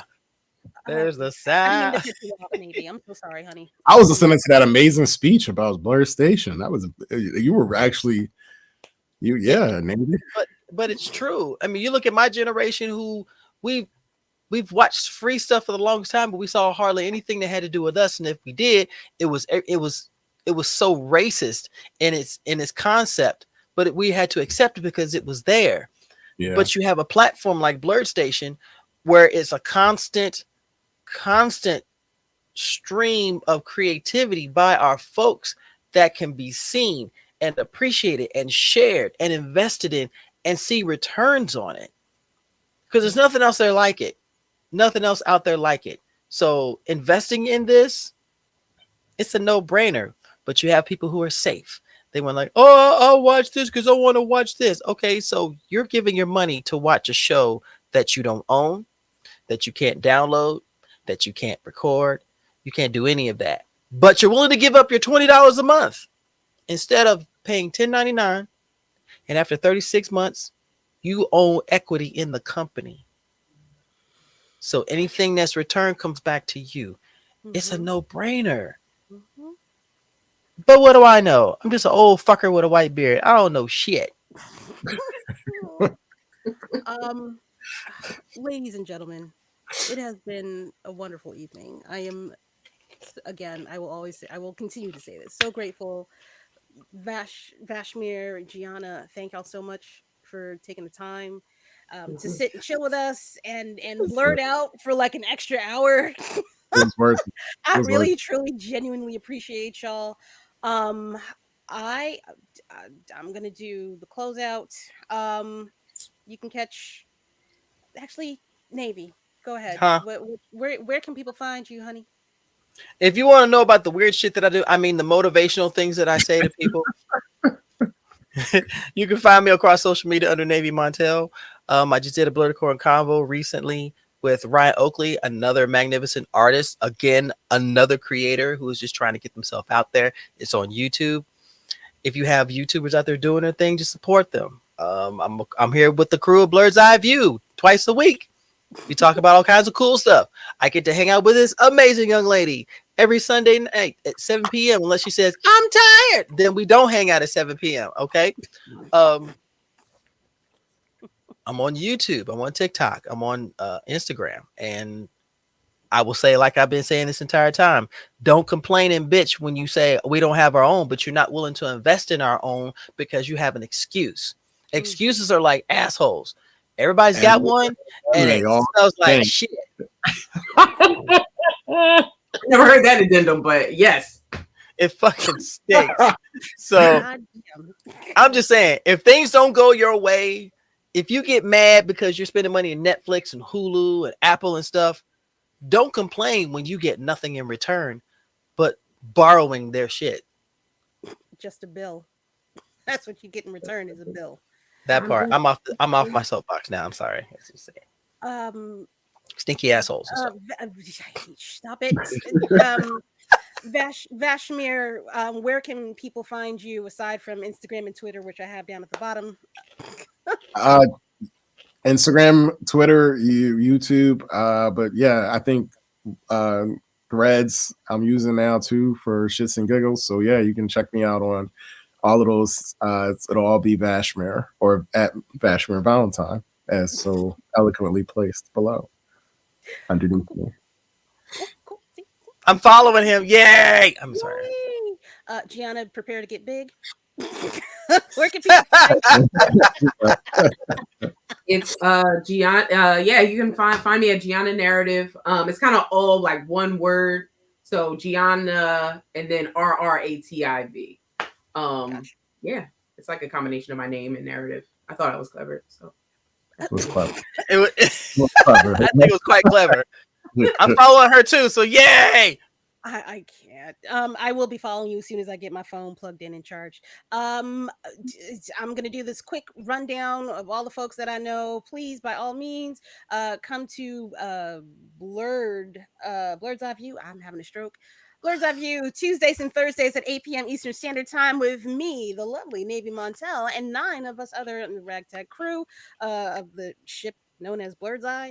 You can also find Navy Montel goddamn everywhere because he is everywhere all the goddamn time. Damn, just in parentheses everywhere. It's like, wow, okay. Another show that Wow. is great to follow is the Get Bit podcast on Fridays at Yes. 9:30 p.m. Eastern Standard Time on YouTube. They be talking about all types of nerdy shit. Even more so than us. They be going in. Yeah. He can deadlift. Woo! Woo! Also follow my girl Lainey. As she goes on her streaming journey. She is streaming on Fridays, Saturdays, and Sundays at a time to be determined because she didn't tell me what time she streams. Because I asked her and she didn't Somebody's answer me. in trouble. So Somebody's when in you go to trouble. YouTube, because that's where she's at, and Twitch, make sure you go follow Geek by Heart. And I'm sure you will get a notification, Lainey, saying when she actually be streaming her shows. But her and her husband also do reviews of the latest movies that have come out, and horror TV shows as well. It's usually horror. Yes. Yeah. By the way, if you liked my intro this evening, and you're looking for somebody to zhuzh up your website, if you will, please go to Johannes Art. Lady told me how to pronounce that today. That was great. He does wonderful shit. That man is a fucking magician. He be making He's something out of working on my nothing. logo now, so I'm getting Oh, a new nice. logo on him. See, I'm gonna be sexy finally. I'm looking I forward hate to you. it. Damn cat. Last but not least, please make sure you go and pick up Pepper Piper Monster Hunter issue 1 and issue 2 coming soon in February. Ladies and gentlemen, y'all have been lovely. Thank you. Thank you so much again for coming Thank on. you. Thank you. We Much will love. have you. I'm bringing y'all black asses the fuck on. I'm gonna curse you out if you don't show up in Ooh, February. ooh, ooh. We there. I'll We talk there. about you like I you owe me want to money. fuck with ladies. Yeah. I'm either gonna look. I'll even promise you. I'll even drag Alicia out. Come on, girl. What? Okay. I love me some Alicia. She cool. Hi, Yeah. boo. How you doing? So- All right. All right, y'all. It's been real. We will see y'all next week. I think I have another guest. That's probably not true, but oh wait, shit. Yeah, no. Lord Jesus wept. A Phantom Force. We're gonna have Aaron Coney on as our guest. We're gonna be talking about Power Rangers. And like Hollywood type stuff because that man be doing stuff as well. He be managing people. Okay, y'all. Have a good night. I'm tired. I'm gonna go to bed. Take care. Bye, y'all. Bye.